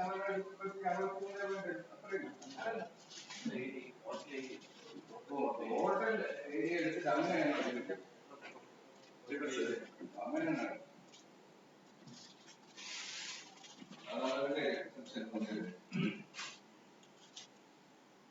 പിന്നെ ഈ കോമൺ യൂട്ടിലിറ്റികൾ ഉപയോഗിക്കുന്ന ലിസ്റ്റ് ഉണ്ട്. പിന്നെ അതിനകത്ത് പുറത്തെ ഗ്രൗണ്ടിലെ ലൈറ്റിങ്, പിന്നെ ക്ലീനിങ്, ഇങ്ങനെ തുടങ്ങിയ ഒട്ടേറെ കാര്യങ്ങളുണ്ട്. സാധാരണ എല്ലാ ഫ്ലാറ്റുകളിലും പിന്നെ അതിനൊരു വലിയ റേറ്റാണ് സാധാരണ സർവീസ് ചാർജ് എന്നുള്ള രീതിയിൽ ഫ്ലാറ്റ് വാങ്ങിക്കൊണ്ടിരിക്കും. ആ സർവീസ് ചാർജ് വലിയൊരു തുകയാണ് സാധാരണ വരിക. ആ ഇഷ്യൂ നമ്മൾ എങ്ങനെ അഡ്രസ് ചെയ്യുന്നു എന്നും പറഞ്ഞിട്ടില്ല. പിന്നെ ഒരു കാര്യം, ഈ എന്താണ് ഈ വേസ്റ്റ് ഡിസ്പോസൽ നമുക്ക് ഇന്ന് വലിയ തിരുവനന്തപുരം സിറ്റിയെ സംബന്ധിച്ച് ഇങ്ങനെ പ്രത്യേകിച്ച് ഇങ്ങനെ കളക്റ്റീവായി ആളുകൾ താമസിക്കുന്ന തരത്തിൽ വലിയൊരു പ്രശ്നമാണ്. ആ ഡിസ്പോസലിന് എങ്ങനെയാണ് ഒരു ക്രമീകരണം നമ്മൾ എടുക്കുന്നത് എന്നുള്ള കാര്യം സ്ഥിരീകരിക്കും. പിന്നെ ഈ നമ്മുടെ അവിടുത്തെ സ്ത്രീജ് ഈ ഇത് ട്രീറ്റ് ചെയ്യുന്നത് എങ്ങനെയാണ്, നമ്മളിപ്പോ അവിടെ ട്രെയിനിങ് ഫെസിലിറ്റി ഉണ്ടെന്ന് തോന്നുന്നില്ല ആ ഏരിയയിൽ. അപ്പൊ അങ്ങനെ വന്നു കഴിഞ്ഞാൽ അതെങ്ങനെയാണ്, അതിനുള്ള ഒരു ക്രമീകരണം എന്താണ് നമ്മൾ സ്വീകരിക്കുന്നതാണ്. പിന്നെ കാരണം മിക്കവാറും കുറെ ആളുകൾ താമസിക്കുന്ന ആക്റ്റീവായിട്ട് താമസിക്കുന്ന ഏരിയയിലാണ് ഇതിന്റെ പിന്നെയുള്ള വെറുതെ എങ്ങനെ ഇതിന്റെ മെയിൻറ്റെയിൻ ചെയ്യുന്ന കാര്യം കൂടി ഒന്ന് വ്യക്തത വരുത്തേണ്ട ഒരു വിഷയമാണ്. പിന്നെ കൺസ്ട്രക്ഷന്റെ ക്വാളിറ്റി ഉറപ്പുവരുത്തുന്ന കാര്യമാണ് പറയുന്നത്. കൺസ്ട്രക്ഷൻ നമ്മളിപ്പോ ഇതിപ്പോ ടെൻഡർ ചെയ്ത് നമ്മളിപ്പോ വേറെ ഏജൻസി ഏൽപ്പിക്കുകയും നമ്മളത് വേണ്ടത്ര എത്രയൊക്കെ നോക്കാതിരുന്നാലും ഞാൻ ഈ തിരുവനന്തപുരത്ത് ഫ്ലാറ്റ് പണിയുന്നതൊക്കെ പലയിടത്തും കേട്ടിട്ടുള്ളൂ. ഇതിന്റെ ഒരു തുള്ളി വെള്ളം ഈ ഇതില് ഫ്ലാറ്റ് നിർമ്മാണ സമയത്ത് ഇതിനകത്ത് ഒഴിക്കുന്നത് ഞാൻ പ്ലാസ്റ്ററിംഗ് സമയത്ത് ഒഴിക്കാറില്ല. ഇതിന്റെ ഈ എന്താണ് റിപ്പയറിംഗ് പ്രോപ്പറായിട്ട് ഒരു ഫ്ലാറ്റിനും ചെയ്യുന്നതാണ്. എത്ര നാള് അതിന്റെ റിപ്പയറിംഗ് എന്ന് പറഞ്ഞാൽ ഈ കോൺക്രീറ്റ് വരുന്ന ഏതൊരു കാര്യത്തിലും കോൺക്രീറ്റിംഗ് ഏറ്റവും പ്രധാനപ്പെട്ട കാര്യമാണ്. ഇവിടെ ഒരു ഫ്ലാറ്റ് നിർമ്മാണത്തിന് പ്രോപ്പറായി ചെയ്യുന്നതാണ്. നമ്മുടെ വൈദ്യുതി കെട്ടിടം നിർമ്മിച്ചതിനെ പറ്റി ഞാൻ കേട്ടിട്ടുണ്ട്. അതിന്റെ ആ കെട്ടിടത്തിന്റെ ഏറ്റവും പ്രധാനപ്പെട്ട ഒരു കാര്യം ആ കെട്ടിടത്തിന്റെ ക്യൂറിംഗ് ആണ്. അത് അവർ ഭയങ്കര സിസ്റ്റമാറ്റിക് ആണ് ആ കെട്ടിടത്തിന്റെ ക്യൂറിംഗ് നടത്തുന്നത്. അതിന്റെ ഒരു പ്രത്യേക അതിന്റെ കെട്ടിടത്തിന്റെ ഉറപ്പ് ഇപ്പോഴും നമുക്ക് വ്യക്തമായി കാണാം. എന്ത് സ്ട്രോങ് ആണ് നമ്മുടെ വൈദ്യുതി. അപ്പൊ അതുപോലെ ആ അത്തരം കാര്യങ്ങൾ ഇതിന്റെ ക്വാളിറ്റി ഓരോ ഘട്ടത്തിലും എൻഷുർ ചെയ്യുന്നതിന് വേണ്ടി ഇതിന്റെ നിർമ്മാണ ഘട്ടത്തിൽ അതിനെന്താണ് നമ്മൾ ക്രമീകരണം എടുക്കുന്നത്. അത് വളരെ അത് വേറെ ആൾക്കാണ് നമ്മൾ നേരിട്ട് സൂപ്പർവൈസ് ചെയ്യണമെങ്കിൽ ആ പ്രശ്നമില്ല. പക്ഷെ വേറെ ഏജൻസികൾ കൊണ്ടുപോകുമ്പോൾ ഇതിന്റെ കൺസ്ട്രക്ഷൻ ക്വാളിറ്റി ഉറപ്പുവരുത്തുന്നത് എങ്ങനെയാണെന്നുള്ള കാര്യമാണ്. പിന്നെ ഈ ഫ്ലാറ്റില് ഇപ്പൊ ചിലയിടത്തൊക്കെ കൂടുതലാണ് ഇതിന്റെ ചിലയിടത്തൊക്കെ ഓർമ്മ ഇവിടെ നമ്മളിത് എന്താണ് മെറ്റീരിയൽ അങ്ങനെയുള്ള മെറ്റീരിയൽ ഉപയോഗിക്കുന്നത് പറയുന്നത്. പിന്നെ വിൻഡോ ഇങ്ങനെയൊക്കെ വരുന്ന സാധനങ്ങൾ സാധാരണ ചിലയിടത്തൊക്കെ ഈ അലുമിനിയം ഫാബ്രിക്കേഷൻ ആണ് അവർ ചെയ്യുന്നത്, ചിലയിടത്തൊക്കെ തടിയിൽ ചെയ്യുന്നത്. ഇതെങ്ങനെയാണ് നമ്മൾ ഉപയോഗിക്കുന്നത്, വുഡിന്റെ എന്നുള്ള കാര്യങ്ങൾ ശരിയായിരിക്കും. പിന്നെ റിട്ടയർ ചെയ്തവർക്ക് വേറെ ഇതിനകത്തൊന്നുമില്ല. അപ്പൊ അവർക്ക് ബാങ്ക് ലോണൊക്കെ അറേഞ്ച് ചെയ്യുന്നതിനെ സംബന്ധിച്ച് എങ്ങനെയാണ് നമ്മള് അതിന്റെ ക്രമീകരിക്കുക. ഇവരൊക്കെ സംബന്ധിച്ച് ലോൺ കിട്ടുന്നതിനൊന്നും ഒരു പ്രശ്നമില്ല. ബാങ്ക് റിട്ടയർ ചെയ്ത ആളുകളെ സംബന്ധിച്ച് അവർക്ക് ബാങ്ക് ലോൺ കൊടുക്കുന്നതിനെ സംബന്ധിച്ച്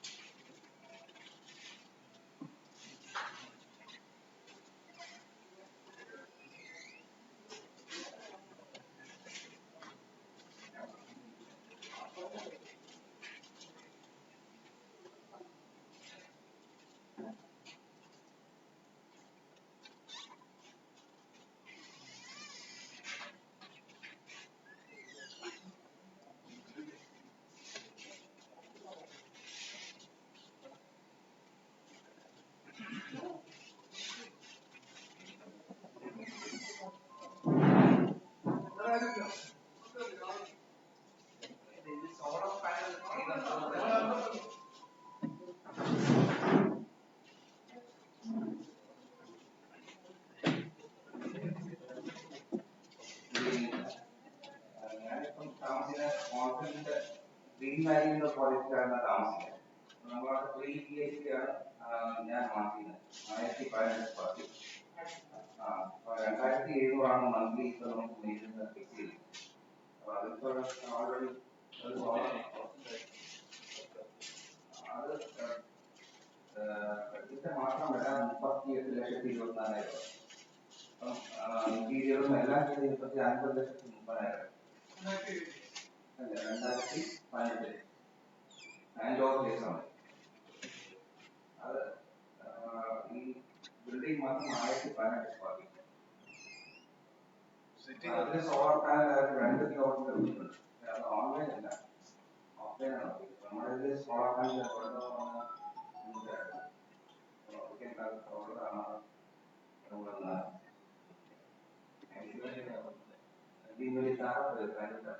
ഇവിടുന്ന് സിറ്റിയിൽ നിന്ന് എത്ര കിലോമീറ്റർ ഉണ്ടെന്ന് കൂടി പറയും.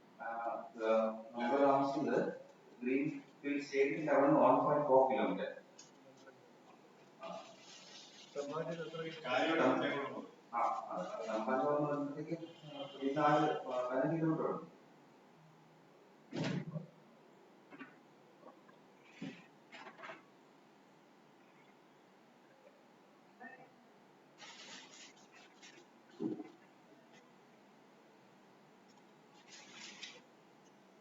എല്ലാ പ്രോജക്റ്റുകളിലും പരിഗണനയിലുണ്ടോ? ഫ്ലാറ്റ് മാത്രമേ ഉള്ളൂ?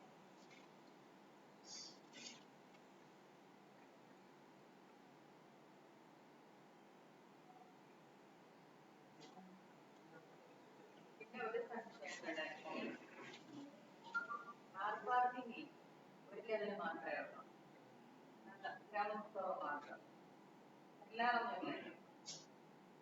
താൽക്കാലികമായി ചെയ്യാൻ ഉദ്ദേശിക്കുന്നത് താൽക്കാലികമായി ചെയ്യാം. പിന്നെ 30 അതിൽ പറഞ്ഞു 5 പേര് കൊടുക്കും.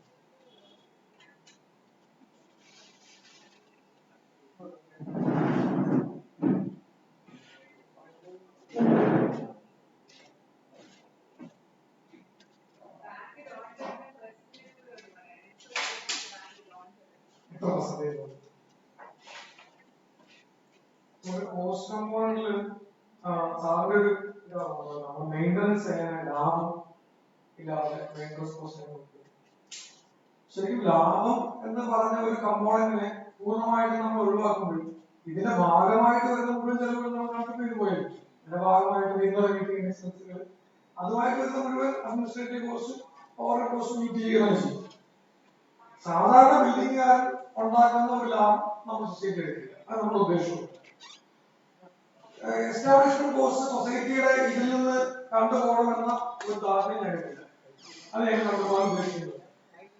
പിന്നെ മെയിൻ്റനൻസ് കോസ്റ്റ് ഫ്രീ ആക്കിയത് എങ്ങനെയാണ്? മെയിൻ്റനൻസ് കോസ്റ്റ് ഒഴിവാക്കിയാൽ സ്ക്വയർ ഫീറ്റിന്റെ റേറ്റ് കോസ്റ്റ് മാറും. മെയിൻ്റനൻസ് കമ്പോണന്റിനെ നമ്മൾ സോഷ്യലൈസ് ചെയ്യും. അപ്പോഴാണ് റേറ്റ് പോകും. എന്നിട്ട് പോലും നമുക്ക് ആ റേറ്റിലേക്ക് അറേഞ്ച് ചെയ്യാൻ കഴിയുന്നതാണ്. അതിനോട് ബന്ധപ്പെട്ട് ചോദിച്ചത് സർവീസ് കോസ്റ്റുകൾ. നമ്മുടെ മെയിൻ്റനൻസ് കോസ്റ്റ് സർവീസ് കോസ്റ്റുകളെല്ലാം കണ്ടുപോയി. ഗാർഡനിങ്, ക്ലീനിങ്, എക്സ്റ്റീരിയർ ക്ലീനിങ്, ഇന്റീരിയറിൽ പുറത്ത് ഭാഗത്തുള്ള ക്ലീനിങ് അതൊക്കെ വരും. എന്ന് പറഞ്ഞാൽ 3 വർഷം ഏകദേശം ഫ്രീ ഓഫ് കോസ്റ്റോടെ താമസിക്കാം. ഈ പറഞ്ഞ സർവീസ് കോസ്റ്റുകൾ ഒന്നല്ല വരുന്നത്. ഫേസ്ബുക്കിലൂടെ സംശയം ചോദിച്ചിട്ടുണ്ടായിരുന്നു, അത് ബ്രൗഷർ കിട്ടുമെന്നാണ്. നമ്മൾ ഇതുവരെ ബ്രൗഷർ തയ്യാറാക്കിയില്ല. എന്തായാലും ഈ പരിഗണന നമുക്ക് ബ്രൗഷർ തയ്യാറാക്കാം. സ്ഥലം കാണാനുള്ള അവസരമാണ് തീർച്ചയായിട്ടും. സ്ഥലം കണ്ടു കഴിഞ്ഞു. കണ്ണൂരിൽ നിന്ന് വന്ന ആള് കണ്ടു കഴിഞ്ഞു, കോഴിക്കോട് നിന്ന് പറഞ്ഞ കണ്ടു കഴിഞ്ഞു, പലരും കണ്ടു കഴിഞ്ഞു. കാരണം നമ്മളിത് മാപ്പിൽ ഇട്ടതാണ്, ഗൂഗിൾ മാപ്പിൽ നേരത്തെ കൊടുത്തതാണ്. സ്ഥലം കാണാൻ അവസരമുണ്ട്. ഗൂഗിൾ മാപ്പിൽ ലൊക്കേഷൻ എല്ലാവർക്കും അയച്ചില്ല. എല്ലാവർക്കും സ്ഥലം പോയി കാണാം. പിന്നെ സ്ഥലം നമ്മള് മാപ്പിൽ നേരത്തെ ഇട്ടപ്പോൾ തന്നെ നമ്മളതിന്റെ റേഡിയൻസ് ഒക്കെ പറഞ്ഞിരുന്നു. റെയിൽവേ സ്റ്റേഷനുള്ള ദൂരം നമ്മുടെ കേരളയിൽ നിന്നും ഏകദേശം 6-5 kilometre. Main railway station Thampanoor railway station 10 kilometre, 10-11 ദൂരം. Airport 5 kilometre. Medical college 4 kilometre ഉണ്ട്. നിശ്ചയ തൊട്ടടുത്ത് തന്നെ 900 മീറ്റർ. പ്രധാന ആകർഷണം നമ്മുടെ ബൈപ്പാസ് ഏകദേശം 900 കടന്നു. 1.6 നമ്മുടെ ബൈപ്പാസ്. ബൈപ്പാസ് മുന്നൂറുമായിട്ട് കണക്ട് ചെയ്യുന്ന റോഡിൽ നിന്ന് 900 മീറ്റർ അകത്തേക്ക് പോകുന്നതാണ് നമ്മുടെ ലൊക്കേഷൻ. മിനിമം റേറ്റ് എന്ന് പറയുന്ന സംഗതി റേറ്റ് കുറയുമോ കൂടുമോ എന്ന് ഞാൻ പറഞ്ഞില്ല. Rate plus or minus vary ചെയ്യാം. ഇതൊരു എക്സാക്ട് അല്ലെങ്കിൽ നമ്മൾ വളരെയധികം പ്ലാനിങ് നടത്തി. ഇതിൽ ഇട്ടിരിക്കുന്ന കോസ്റ്റ് ബെയർ മിനിമം കോസ്റ്റ് അല്ല. ഒരു ബിൽഡിംഗ് ഉണ്ടാക്കുമ്പോൾ ഏറ്റവും മിനിമം കോസ്റ്റ് അല്ല നമ്മൾ എസ്റ്റിമേറ്റ് എടുത്തിരിക്കുന്നത്. അതിലെടുക്കാവുന്ന മാക്സിമം കോസ്റ്റ് ആണ് നമ്മൾ എസ്റ്റിമേറ്റ് എടുത്തിരിക്കുന്നത്. ഒരു ആവറേജ് റേറ്റ് എടുക്കാവുന്നതിനേക്കാളും നല്ല രീതിയിലുള്ള പ്രീമിയം ക്വാളിറ്റിയുള്ള സാധനങ്ങൾ ഉപയോഗിച്ചാൽ ഉണ്ടാകുന്ന റേറ്റ് ആണ് നമ്മൾ എടുത്തിരിക്കുന്നത്. അതിനകത്ത് നിന്നൊരു പ്ലസ് ഓർ മൈനസ് വേരിയേഷൻ ഉണ്ടാകും. അത് നമുക്ക് ഏകദേശം ഒരു 3 മാസം നമ്മുടെ ഇപ്പോഴത്തെ ഫസ്റ്റ് ഘട്ടം എന്ന് പറയുന്നത് നമ്മുടെ ഇത് കിട്ടുക എന്നുള്ളതാണ്. നമ്മുടെ സാലറി അപ്രൂവൽസ് കിട്ടുക എന്നുള്ളതാണ്. ഏകദേശം ഒരു 3 മാസം കാലാവധിയാണ് നമ്മൾ കാണുന്നത്. ആ കാലാവധി കഴിഞ്ഞിട്ട് മാത്രമേ നമുക്ക് ബിൽഡർക്ക് വേണ്ടി ടെൻഡർ ഓപ്പണിംഗ് പോകാൻ പറ്റൂ. ആ ഒരു പ്രോസസ് ആകുമ്പോൾ തന്നെ നമുക്ക് വെയിറ്റ് മനസ്സിലാവും. ഇപ്പം കോവിഡിന്റെ പശ്ചാത്തലത്തിൽ ഈ ഒരു ആളുകളുടെ ഒരു കുറവ് നമ്മൾ ഫീൽ ചെയ്യുമ്പോൾ ആളുകളുടെ ഒരു ഇഷ്ടക്കുറവുണ്ട്, കാരണം പേടി ആൾക്കാരുണ്ട് ഇൻവെസ്റ്റ് ചെയ്യുന്നതിനെ കുറിച്ച്. പക്ഷെ ആ സമയത്ത് നമുക്ക് ഗുണകരമായ ഒരു കാര്യം വർക്ക് ആൾക്കാർ ഇല്ലാത്തതുകൊണ്ട് സ്വാഭാവികമായിട്ടും റേറ്റ് താഴ്ത്തി വരാനുള്ള ഒരു സാധ്യത കാണുന്നുണ്ട്. അത് ഇപ്പൊ തന്നെ പലർക്കും ആയി വരുന്നുണ്ട്. പക്ഷെ വർക്കുകൾ പൊതുവെ കുറയുന്ന ഒരു കാഴ്ച നമ്മുടെ കേരള ലോകത്തിൽ തന്നെയാണ്. അത് ഗുണകരമാകാൻ നമുക്ക് കണ്ടറിയാം. വേസ്റ്റ് ഡിസ്പോസലിനെ കുറിച്ച് ഞങ്ങൾ ഒരുപാട് പരിഗണിച്ചു. സെൻട്രലൈസ്ഡ് വേസ്റ്റ് ഡിസ്പോസലിനെ കുറിച്ച് ചർച്ച വന്നു. അവിടെ തന്നെ നമുക്ക് വേസ്റ്റ് ട്രീറ്റ്മെന്റ് പ്ലാന്റിനെ കുറിച്ച് ചർച്ച വന്നു. ഓരോ പ്ലാന്റിലും ഓരോ ഫ്ലോറിൽ നിന്നും നമുക്ക് താഴെ മാനുവലായിട്ട് കൊണ്ടുവരാതെ എത്തിക്കാൻ വേണ്ടി ചർച്ച ചെയ്തു. പക്ഷെ ഇതൊക്കെ കുറച്ച് പല പ്രൊജക്ടുകളെ കുറിച്ച് വിശകലനം ചെയ്യേണ്ടി വന്നു. ആർക്കിടെക്ചർ കുറെ പ്രൊജക്ടുകളെ കുറിച്ച് നമ്മൾ പറഞ്ഞു. ഇതൊക്കെ സംബന്ധിച്ചപ്പം ഏറ്റവും നല്ല ഡിസ്പോസൽ മെത്തേഡ് സർക്കാരിന്റെ ഭാഗത്ത് നിന്ന് മുനിസിപ്പാലിറ്റിയുടെ ഭാഗത്ത് നിന്ന് ഡിസ്പോസൽ ഉണ്ടെങ്കിൽ അത് സ്വീകരിക്കുക എന്നുള്ളതായിരിക്കും നല്ലത്. മിനിമം ഡിസ്പോസൽ സോഴ്സിൽ ചെയ്യും. അങ്ങനെ സ്റ്റാറ്റ്യൂട്ടറി ആയിട്ട് പറയുന്ന മിനിമം ഡിസ്പോസൽ മാത്രം നമ്മുടെ ഫ്ലാറ്റിൽ ചെയ്യുന്നുണ്ട്. ബാക്കിയുള്ളതൊക്കെ മുനിസിപ്പാലിറ്റീസ് ഒരുക്കുന്ന സൗകര്യങ്ങളെ ഉപയോഗപ്പെടുത്തിയ ആളുകളാണ്. തിരുവനന്തപുരം അന്വേഷണം കഴിഞ്ഞത് വേസ്റ്റ് ഡിസ്പോസൽ ഇപ്പൊ തിരുവനന്തപുരം പ്രശ്നമല്ലെന്നുള്ളതാണ്. ഇഷ്ടംപോലെ പന്നി ഭാഗങ്ങളുണ്ട്. അതും അവിടെയായിട്ട് മുനിസിപ്പാലിറ്റി ഒരുപാട് അറിയപ്പെടുന്നത് അവിടേക്ക് വേസ്റ്റ് കിട്ടാനില്ല എന്നുള്ളതാണ് നമ്മൾ അന്വേഷിച്ച് പറഞ്ഞത്. എന്തായാലും വരും ദിവസങ്ങളിൽ അതിന്റെ ചർച്ച തുടരുക തന്നെ ചെയ്യും. വേസ്റ്റ് ഡിസ്പോസല്, ഗ്യാസ് കണക്ഷൻ, ഒരുപാട് ചർച്ചകളുടെ ഭാഗമായിട്ട് പ്ലാനിന്റെ ഭാഗമായിട്ട് വന്നുപോയ സാധനമാണ്. ഇതൊന്നും എന്ത് ചെയ്യുന്നില്ല. ഈ ചർച്ചകളൊക്കെ വീണ്ടും സാഹചര്യം അനുസരിച്ച് മാറ്റും. എന്തായാലും നമ്മൾ ചെയ്യുന്ന ഒരു ഫ്ലാറ്റില് വളരെ സുന്ദരമായ വേസ്റ്റ് ഡിസ്പോസൽ മെത്തേഡ് ഉണ്ടാകും എന്നുള്ള കാര്യം ഉറപ്പു തരാൻ കഴിയും. പിന്നെ നമുക്ക് ആകെ രണ്ടാമത് സാധനം ചോദിച്ചത് സൂപ്പർവിഷനാണ്. നമ്മൾ ആർക്കിടെക്ചർ കൺസൾട്ടന്റ് എന്ന് പറയുന്ന സാധനം വെച്ചത് തന്നെ നമ്മുടെ ഒരു ആള് എന്നുള്ളതാണ്. അയാളുടെ കോസ്റ്റ് നല്ല കോസ്റ്റാണ്. ഏകദേശം 1.9% അടുത്ത് കോസ്റ്റ് ടോട്ടൽ കോസ്റ്റ്. അദ്ദേഹം നമ്മുടെ ആളാണ്. അദ്ദേഹത്തിന് വേറെ ആർക്കും വേണ്ടി പണി ചെയ്യേണ്ട കാര്യമില്ല. എന്നാൽ പോലും സൈറ്റിൽ നമ്മളൊരു ഇൻഡിപെൻഡന്റ് സൂപ്പർവിഷൻ, നമ്മളൊരു സിവിൽ എഞ്ചിനീയറിംഗ് ബിരുദധാരിയോ ഡിപ്ലോമധാരിയോ നമ്മൾ സൈറ്റിൽ കണ്ടിന്യൂസ് സൂപ്പർവിഷൻ. എന്തായാലും 100% ക്വാളിറ്റി ഉറപ്പാക്കുക, ക്യൂറിംഗ് നടത്തുക, ഇതൊക്കെ പ്രധാന ധർമ്മമാണ്. പിന്നെ സാറിനെപ്പോലുള്ള ആൾക്കാർ ഒരുപാട് ഇവിടെ ഉണ്ട്. അവരുടെയൊക്കെ സേവനം നമുക്ക് ഒരുപാട് ലഭ്യമാകുന്നതുകൊണ്ട് നമുക്ക് തീർച്ചയായിട്ടും ഇതൊക്കെ നല്ല രീതിയിൽ നോക്കി നടത്താൻ കഴിയും.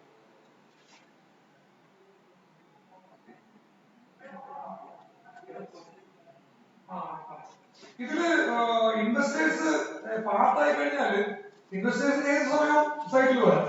നമ്മൾ ഈ പറയുന്നതൊക്കെ പരിശോധിക്കപ്പെടുകയും ഇൻവെസ്റ്റേഴ്സിന് നമുക്ക് കമ്മിറ്റി ഉണ്ടാകാൻ കഴിയും. അങ്ങനെയുള്ള നോവൽ ഐഡീസ് എന്തും ഇതിനകത്ത് അക്സെപ്റ്റ് ചെയ്യാനുള്ള സാധനമാണ്. എന്തൊരു ഇതില്ല, എന്നൊരു കമ്പാർട്ട്മെന്റ് ഒന്നുമല്ല. നമുക്ക് ഏത് രീതിയിലും അതിനെ കൊണ്ടുപോകും. തിരുവനന്തപുരത്തുള്ള ഇൻവെസ്റ്റേഴ്സ് ആണെങ്കിൽ നമുക്ക് ആഴ്ചയിൽ ഒരു ദിവസം വിസിറ്റ് ചെയ്യാം, കടന്നൊക്കെ വിലയിരുത്താം. അതില് ഞാൻ ആദ്യം പറഞ്ഞതാണ്, ഞങ്ങൾ ആദ്യം ഒരു കൺസൾട്ടന്റിനെ വെച്ച് പഠിച്ചപ്പോൾ ഞങ്ങൾക്ക് മനസ്സിലായി ഞങ്ങൾ അവിടെ കൺസൾട്ടന്റ് അവസാനിപ്പിക്കാൻ വിചാരിച്ചു. പിന്നെ നമ്മുടെ ഇൻസ്ട്രക്ഷൻ മതി, നമുക്ക് ഇതിനെ കൊണ്ടുപോകാമെന്നാണ് നമുക്ക് കരുതിയത്. പക്ഷെ ചർച്ചകൾ കഴിഞ്ഞപ്പോൾ നമുക്ക് മനസ്സിലായി അങ്ങനെ പോയാൽ നന്നായില്ല, അതിന്റെ ഒരു പ്രൊഫഷണൽ ചർച്ച കിട്ടില്ല എന്ന് മനസ്സിലായി. അതുകൊണ്ട് തന്നെയാണ് വളരെ പ്രൊഫഷണൽ ആയിട്ട് അത്യാവശ്യം ക്വാളിഫൈഡ് ആയിട്ടുള്ള ആൻസർ തന്നെ കേൾപ്പിക്കണം മനസ്സിലായി. അതുകൊണ്ട് ഏത് രീതിയിലുള്ള ചർച്ചയും അതിന് അക്കോമഡേറ്റ് ചെയ്യാൻ കഴിയും എന്നുള്ളതാണ് എനിക്ക് പറയാൻ കഴിയും. സോളാർ പ്ലാന്റിനെ കുറിച്ച് നമ്മൾ ചർച്ച ചെയ്യുമ്പോൾ നമുക്ക് ആകെ ഓപ്പൺ ആയിട്ടുള്ളത് ഒരു 700 സ്ക്വയർ ഫീറ്റ് ആണ് ബിൽഡിങ്ങിന് മുകളിൽ. ബാക്കിയെല്ലാം നമ്മൾ ഏരിയ യൂട്ടിലൈസ് ചെയ്തിട്ടുണ്ട്. പിന്നെ അവിടെ നമ്മൾ ഉപേക്ഷിച്ചിരുന്ന സ്പേസ് എന്ന് പറയുന്നത് സ്റ്റാർട്ടറി ആയിട്ട് ബിൽഡിംഗ് നമ്മുടെ ബോർഡറുമായിട്ട് ഇട്ടിരിക്കുന്ന സ്പേസിലാണ്. അവിടെ നമുക്ക് സോളാർ പാനൽ വെക്കാൻ കഴിയില്ല. ഈ ഓപ്പൺ സ്പേസിൽ നമുക്ക് മുകളിൽ എങ്ങനെ സോളാർ പാനൽ എത്ര കിലോ വാട്ട് വെക്കാൻ നമ്മളെ കുറിച്ച് ആലോചിക്കുന്നുണ്ട്. അത് പ്രൊജക്ടിന്റെ വരും ദിവസങ്ങളിൽ നമുക്ക് അറിയിക്കും. ഇതിൽ നമ്മള് നൂതനമായ ഒരു സംവിധാനം ഉൾപ്പെടുത്തിയിട്ടുണ്ട്. പറയാൻ വിട്ടുപോയതാണ്, ഈ വർക്കിന്റെ ഒരു ചാർജിംഗ് പോയിന്റ് ഇതിൽ പ്ലാൻ ചെയ്യുന്നുണ്ട്. അത് നമ്മൾ ഉദ്ദേശിക്കുന്നത് ഏതാണ്, സ്പീഡ് ചാർജിംഗ് ആണ്, ഹൈ സ്പീഡ് ചാർജിംഗ് ആണ്. 70 കിലോവാട്ടിന്റെ ഒരു ചാർജിംഗ് പോയിന്റ് അവിടെ ഉണ്ടാവും. ഭാവിയിലെ ഈ വർക്ക് എല്ലാവർക്കും വരുന്നതിന്റെ ഭാഗമായിട്ട് അവിടുന്ന് തന്നെ ചാർജ് ചെയ്യുമ്പോൾ 45 മിനിറ്റ് കൊണ്ട് ചാർജ് ചെയ്യാൻ പോകുന്നതിന് ഏകദേശം ഒരു 35-40 ലക്ഷം രൂപ വരും. അത് ഈ പോസ്റ്റ് ഉൾപ്പെടുത്തിയിട്ടുണ്ട്. പക്ഷെ അതിന്റെ ഇനിയുള്ള സാധ്യതകൾ വിലയിരുത്തിയിട്ടായിരിക്കാം അത് വരുന്നത്. ഇപ്പം നമ്മള് ബോർഡ് ഏകദേശം 130-130 ടെൻഡർ ചെയ്തുകൊണ്ട് നമ്മുടെ അടുത്ത് വരികയാണെങ്കിൽ നമുക്ക് അതിന്റെ ആവശ്യമില്ല. അതുകൊണ്ട് സാഹചര്യങ്ങളെ കണക്കിലെടുത്ത് അത് നമ്മൾ അതിനകത്തേക്ക് ഉൾപ്പെടും. കാർ പാർക്കിങ്ങിന്റെ കാര്യമാണ് ചോദിച്ചത്. കാർ പാർക്കിംഗ് നമ്മൾ ഉൾപ്പെടുത്തിയിരിക്കുന്ന 45 എന്ന് പറയുന്നത് ഒരു ബിൽഡിംഗ് കെട്ടുമ്പോൾ നമ്മുടെ മുനിസിപ്പാലിറ്റി ബിൽഡിംഗ് കോഡ് പ്രകാരം കാർ പാർക്കിംഗ് പറയുമ്പോൾ ആ കാർ പാർക്കിംഗ് നമ്മൾ വിശാലമായ കാർ പാർക്കിംഗ് അത് നമ്മൾ കൊടുത്തിട്ടുണ്ട്. അങ്ങനെ വിശാലമായ കാർ പാർക്കിംഗ് ആണ് 45. അത് കൂടാതെ ബിൽഡിംഗിന്റെ സൈഡുകളിൽ 5 മീറ്ററാണ് ഡിസ്റ്റൻസ്. ഒരു സൈഡിൽ 5 മീറ്റർ, ഒരു സൈഡിൽ 5.7 വരെ ഉണ്ട്. അപ്പൊ അവിടെയൊക്കെ നമുക്ക് വിസിറ്റേഴ്സ് സൈഡിൽ കാർ വെക്കണം. പിന്നെ ഒരു കാർ ഏകദേശം 1.7 മതി. പിന്നെ നമുക്ക് സ്ഥലമുണ്ട് എന്ന് പറഞ്ഞാൽ നമുക്ക് വളരെ ഫ്രീ ആയിട്ടുള്ള സ്പേസുകൾ ഇഷ്ടം പോലെ ഉണ്ട്. ഫ്ലാറ്റിൽ പോയാൽ വിസിറ്റേഴ്സ് വന്നാൽ എവിടെ അവരെ പുറത്ത് കാറിരിക്കാനുള്ള ഒരു ബുദ്ധിമുട്ട് ഉണ്ടാകാതിരിക്കാനുള്ള സൗകര്യം നമ്മൾ ഉണ്ടാക്കി.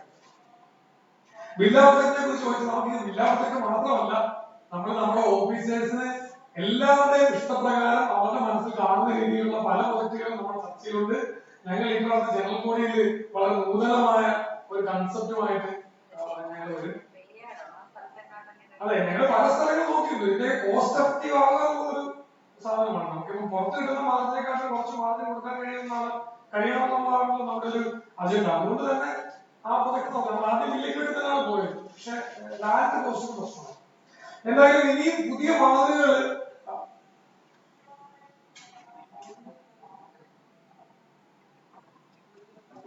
മോഹൻ സാറിന് ചോദിച്ചാണ് വിൻഡോ ഏത് മെറ്റീരിയല്, കല്ല് ഏത് മെറ്റീരിയല്. ഇപ്പം അദ്ദേഹം തന്നിരിക്കുന്നതിനകത്ത് നല്ല റേറ്റ് ഇട്ടാണ് തന്നിരിക്കുന്നത്. ഇതിനൊക്കെ ഓപ്ഷനാണ്. ഫ്രണ്ടിലെ ഡോർ വേണമെങ്കിൽ ടീ കൂട്ടാം, അല്ലെങ്കിൽ പുതിയ ടൈപ്പ് മെറ്റീരിയൽ UPVC പോലുള്ള ഗ്രേഡബിൾ ആയിട്ടുള്ള സാധനങ്ങളാണ്. സെയിം ക്വാളിറ്റിയിൽ പറയാം, നമുക്ക് ചൂസ് ചെയ്യാം.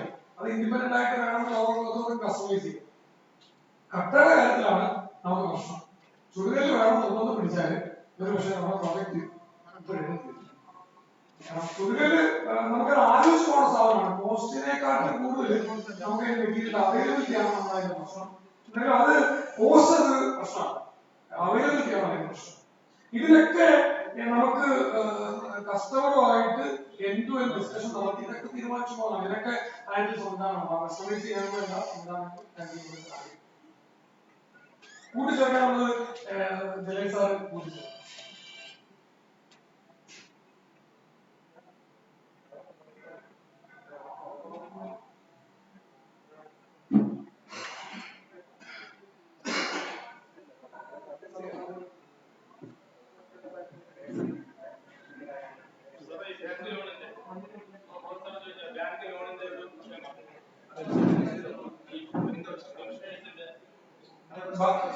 ബാങ്ക് ലോണ് 75 വയസ്സ് വരെയാണ് ബാങ്ക് പറഞ്ഞിരിക്കുന്നത്. നമ്മുടെ പെൻഷൻസിനെ ഉൾപ്പെടുത്താൻ കഴിയുമെന്ന് തന്നെയാണ് പ്രതീക്ഷ. പിന്നെ 30 ലക്ഷം രൂപ വരെ 90%. കോസ്റ്റിന്റെ 30 ലക്ഷം രൂപ ലോണെടുക്കുന്നതാണ് 90%. 75 ലക്ഷം രൂപ വരെ 75%. 30 ലക്ഷം രൂപ മുതൽ മുകളിലോക്ക് 75%. Cost total cost including land 30 ലക്ഷം രൂപ വരെ 90% വരും. അതിന് മുകളിലേക്ക് 75%. അതിന്റെ ഇടയ്ക്ക് ഒരു സ്ലാബ് അവർ പറഞ്ഞിട്ടുണ്ട് തരാമോ, 35-നും 50-നും ഇടയ്ക്ക് ഒരു സ്ലാബ് തരാമോ. അങ്ങനെയാണെങ്കിൽ നമുക്കത് 85% കിട്ടി. ഇൻട്രസ്റ്റ് റേറ്റ് ഇപ്പൊ പറയുന്നത് 7.35 ആണ്. വേറെ പല ബാങ്കുകളും അങ്ങനെയാണ് നമ്മള് ആദ്യം പറഞ്ഞതാണ്. നമ്മള് വ്യത്യാസം നമ്മള് വന്ന് സാറ് പറഞ്ഞാൽ വ്യത്യാസം വന്ന് ഞങ്ങളുടെ പ്ലാനിംഗ് സ്റ്റേജ് ഞങ്ങൾ പല ബാങ്കുകാരുമായിട്ട് ചർച്ച ചെയ്തു. ഞങ്ങള് ആർക്കിടെക്ചർ കൺസൾട്ടന്റിനെ എടുത്തുകൊണ്ട് തന്നെ പ്യൂർ ആർക്കിടെക്ചർ കൺസൾട്ടന്റ് ഉപയോഗിച്ചതാണ്.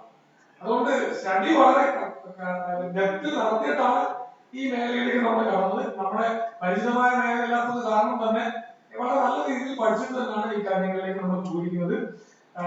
കോവിഡിന്റെ പശ്ചാത്തലത്തിലുണ്ടായ ഡിലേ ഇല്ലായിരുന്നെങ്കിൽ ഒരു പക്ഷേ ഈ പ്രൊജക്ട് ഞങ്ങൾ 2021 കംപ്ലീറ്റ് ചെയ്യാനുള്ള ശുഭാപ്തി വിശ്വാസം ഉണ്ടായിരുന്നു. പക്ഷെ സാഹചര്യങ്ങൾ മാറിയത് കാരണം ഇനി ഒരു 2 വർഷം എടുക്കുമെന്നുള്ളതാണ് നമ്മുടെ മറ്റു സംശയങ്ങളില്ലായിരുന്നു.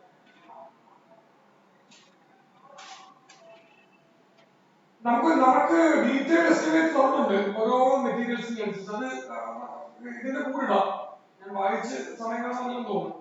ഓരോന്നിനും റേറ്റ് ഇട്ടിരിക്കുന്നത് നമുക്ക് പബ്ലിഷ് ചെയ്യും. മെറ്റീരിയൽസ് എന്തൊക്കെയാണെന്നുള്ളത് പറയുന്നുണ്ട്. സിവിൽ വർക്കിന് എന്ത് മെറ്റീരിയൽ ഉപയോഗിക്കും, ബ്രിക്കിന് എന്താ ഉപയോഗിക്കുന്നത്, ഡോറ്, ഫ്ലോറിംഗ്, ഇതൊക്കെ അവർ പറഞ്ഞ റേറ്റ് ഇട്ടോ. ഓരോന്നിനും റേറ്റ് അറിവ് ചെയ്ത് ഡീറ്റെയിൽ എസ്റ്റിമേറ്റ് എടുത്തിരിക്കുന്നത്. പക്ഷെ അത് വ്യത്യാസപ്പെടുന്നത് പറഞ്ഞത് ഫൈനൽ കോൺട്രാക്ടിന്റെ അടിസ്ഥാനത്തിലൊക്കെ വ്യത്യാസം വരാം. Okay, thank U.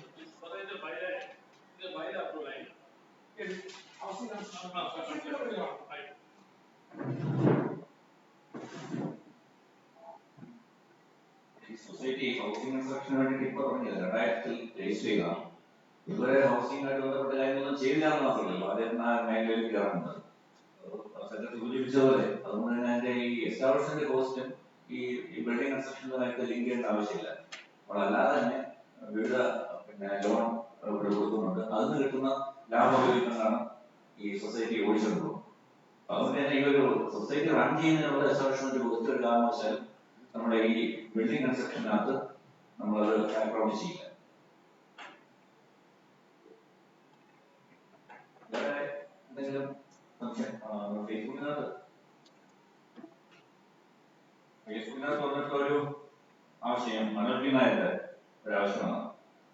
നമ്മുടെ ഈ ക്വാളിറ്റി അഷ്വർ ചെയ്യുന്നതിന് വേണ്ടിയിട്ട് ബെനിഫിഷ്യറിയുടെ ഒരു quality assurance team, quality consultancy team ഉണ്ടാകുന്നത് നന്നായിരിക്കും എന്നൊരു അഭിപ്രായം വന്നിട്ടുണ്ട്. അദ്ദേഹം സൂചിപ്പിച്ചു കഴിഞ്ഞു. അങ്ങനെ ഒരു ടീം എല്ലാം തന്നെ രൂപീകരിക്കും. അത് ഈ ആരൊക്കെയാണ് നമ്മുടെ ഇതിനകത്ത് വരുന്നത്, ഈ കസ്റ്റമേഴ്സ് ആരൊക്കെയാണ് വരും, അതുകൂടി ഫൈനലൈസ് ചെയ്തതിനു ശേഷം മാത്രമേ അത്തരം ടീം ഉണ്ടാകുള്ളൂ. എന്തായാലും ഈ നിർമ്മാണത്തിന്റെ ഓരോ ഘട്ടത്തിലും ആ ഒരു ടീമിന്റെ പൂർണ്ണമായിട്ടും അവിടെ ആരാണ് താമസിക്കാൻ പോകുന്ന അവരുടെ ഒരു പ്രസൻസ് ഓരോ ഘട്ടത്തിലും അവിടെ ഉണ്ടാകണം. അതിന്റെ നിർമ്മാണത്തിൽ അവരുടെ സാന്നിധ്യം ഉണ്ടാകണം. അങ്ങനെയാണെങ്കിൽ മാത്രമേ ഇത് മെച്ചപ്പെട്ട രീതിയിലേക്ക് നമുക്ക് കൊണ്ടുപോകാൻ കഴിയുള്ളൂ. അപ്പൊ അത് ഇതൊക്കെ ഫൈനലൈസ് ചെയ്തതിനു ശേഷം അവരുടെ ടീം ഉണ്ടാവുകയും അതുപോലെ തന്നെ ഇവിടെ ഈ കൺസൾട്ടന്റ് പ്രൊസസ് ഉണ്ടാവും. പല കാര്യങ്ങളിലും കൺസ്ട്രക്ഷൻ വേണ്ടിയിട്ടുള്ള കോൺട്രാക്ടർ നിശ്ചയിക്കുന്നത് കേവലം അവരുടെ ഒരു റേറ്റ് മാത്രം നിശ്ചയിച്ചുകൊണ്ടായിരിക്കില്ല. അത് നമ്മുടെ ഈ കൺസൾട്ടന്റ് തിരഞ്ഞെടുത്ത സമയത്തും അങ്ങനെ ഒരു വിഷയം ഉണ്ടായിരുന്നു. ലോസ് റിപ്പോർട്ട് ചെയ്ത ആളിനെയല്ല തിരഞ്ഞെടുത്തിട്ടുള്ളത്. അവരുടെ അവർ ചെയ്ത വർക്കുകളുടെ നേരത്തെ വർക്കുകളുടെ ക്വാളിറ്റി, അവരെന്തൊക്കെ വർക്കാണ് ചെയ്തത് എന്നുള്ള കാര്യങ്ങളും കൂടി മനസ്സിലാക്കിക്കൊണ്ടാണ് കൺസൾട്ടന്റ് നിശ്ചയിച്ചത്. അത് സെക്കൻഡ് ലോസ് കാരണമാണ് നമ്മൾ തിരഞ്ഞെടുക്കുന്നത്. കൺസ്ട്രക്ഷന്റെ കാര്യത്തിലും അത് തന്നെ ഉണ്ടാവും. ഒരു തരത്തിലുള്ള കോംപ്രമൈസും കൺസ്ട്രക്ഷൻ ഉണ്ടാവില്ല. അത് ഗ്യാരണ്ടി ചെയ്യാൻ കഴിയും. കാരണം ആദ്യം സൂചിപ്പിച്ചു, ലാഭത്തിന് വേണ്ടി ചെയ്യുന്ന ഒരു കാര്യമല്ല. മറ്റ് കൺസ്ട്രക്ഷൻ കമ്പനികൾ ചെയ്യുന്ന പോലെയല്ല ഇത്.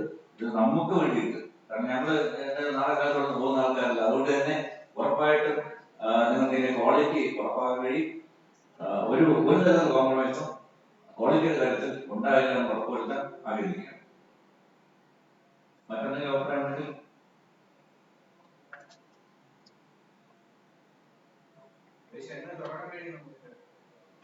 ഇപ്പോ കൺസൾട്ടന്റ് അറിയിച്ചിട്ടുള്ളത് നമ്മുടെ ലാൻഡ് ഡീറ്റെയിൽസ് കൈമാറി കഴിഞ്ഞാൽ ഒരു പരമാവധി 3 മാസം കൊണ്ട് എല്ലാ അനുമതി സാങ്ഷനും വാങ്ങിത്തരാം. സൈമൾട്ടേനിയസ്ലി കൺസ്ട്രക്ഷൻ കോൺട്രാക്ടറെ ഈ സമയം കൊണ്ട് തന്നെ തിരഞ്ഞെടുക്കും. അതിനുവേണ്ടിയുള്ള ടെൻഡർ ഡോക്യുമെന്റ് എല്ലാം ഈ കൺസൾട്ടന്റ് തയ്യാറാക്കും. അത് കഴിഞ്ഞാൽ ടെൻഡർ ഫ്ലോട്ട് ചെയ്തിട്ട് കൺസ്ട്രക്ഷൻ കമ്പനിയെ തിരഞ്ഞെടുക്കും. ഇപ്പോൾ 3 മാസം കൊണ്ട് അനുമതി കിട്ടുന്ന മുറയ്ക്ക് കൺസ്ട്രക്ഷൻ ആരംഭിക്കാൻ കഴിയും. പരമാവധി 18 മാസം വരെ പറഞ്ഞെങ്കിൽ നമ്മളൊരു അലവൻസോടെ കൊടുത്തുകൊണ്ടാണ് 22 മാസം ഒരു അതിലേക്ക് എത്തിക്കുന്നത്. ഇപ്പൊ നമുക്കിപ്പോ 2-3 മാസം പോയി. അത് അനുമതി കിട്ടിയതിനു ശേഷം മാത്രമേ വരുള്ളൂ. സ്റ്റാറ്റ്യൂട്ട് പേപ്പർ എല്ലാം അനുമതി കിട്ടിയതിനു ശേഷം മാത്രമേ റവന്യൂ രജിസ്റ്റർ ചെയ്യാൻ പറ്റൂ.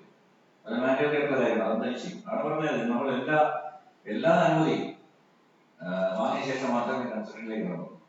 കാരണം നമ്മുടെ മരത്തിന്റെ ഫ്ലാറ്റിന്റെ വിഷയം നമ്മളൊപ്പം ഇരിക്കുകയാണ്. പിന്നെ അത്തരം ഒരു അബദ്ധത്തേക്ക് ചെന്ന് ചാടാൻ കഴിയില്ല.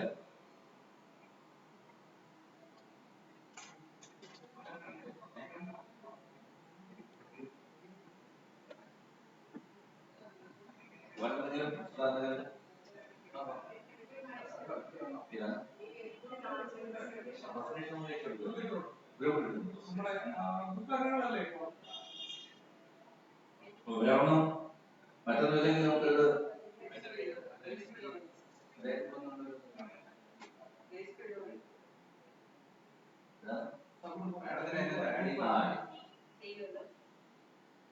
വേറൊന്നുമില്ലെങ്കിൽ നമുക്ക് ഇത് അവസാനിപ്പിക്കാം. അപ്പൊ നിങ്ങളുടെ വലിയ നിർദ്ദേശങ്ങൾ ഇനിയും ഉണ്ടാകണം. ഇനി മാത്രമേ നമുക്ക് ഉദ്ദേശ സമയത്തും ആ ക്വാളിറ്റിയും ഈ പ്രോജക്റ്റ് പൂർത്തിയാൻ കഴിയുള്ളൂ.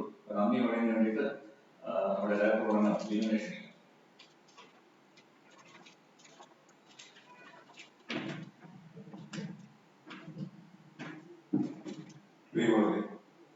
Kerala State Electricity Board Officers House Construction Society പൂർത്തിയായിട്ട് 20 വർഷമാവുന്ന വേളയിൽ നമ്മളതിന്റെ പ്രഖ്യാപന ലക്ഷ്യം നിറവേറ്റാൻ പോവുകയാണ്. നമ്മൾ പാർപ്പിട സമുച്ചയം നിർമ്മിക്കാൻ പ്രാരംഭ നടപടികൾ പൂർത്തിയായി കഴിഞ്ഞിരിക്കുന്നു. ഇത് ഈ മീറ്റിംഗിൽ അധ്യക്ഷം വഹിച്ച നമ്മുടെ പ്രസിഡന്റ് ശ്രീ ഗണേഷ് സാറാണ്. അതുപോലെ ഇതിന്റെ പ്രസന്റേഷൻ നടത്തുന്ന സെക്രട്ടറി പ്രകാശ് കുമാർ പി. അതുപോലെ നമ്മുടെ അഭ്യർത്ഥന മാനിച്ചിവിടെത്തി ഇരിക്കുന്ന നിക്ഷേപകരായ ഓരോരുത്തർക്കും അതുപോലെ ഫേസ്ബുക്കിലൂടെ ഇതിൽ പങ്കെടുത്ത എല്ലാവർക്കും നന്ദി അറിയിക്കുന്നു. പിന്നെ ആദ്യം പറയേണ്ട ഒരു കാര്യം ഉണ്ടായിരുന്നു. നമ്മുടെ നെറ്റ്വർക്ക് തകരാറുള്ള 1 മണിക്കൂർ കഴിഞ്ഞാണ് ഈ ലൈവ് പ്രോഗ്രാം ആരംഭിക്കാൻ പറ്റിയത്. അതിനെല്ലാവരും സംഘത്തിന്റെ പേരിൽ ക്ഷമ ചോദിക്കുന്നു. എല്ലാവർക്കും ഒരിക്കൽ കൂടി നന്ദി. നമസ്കാരം.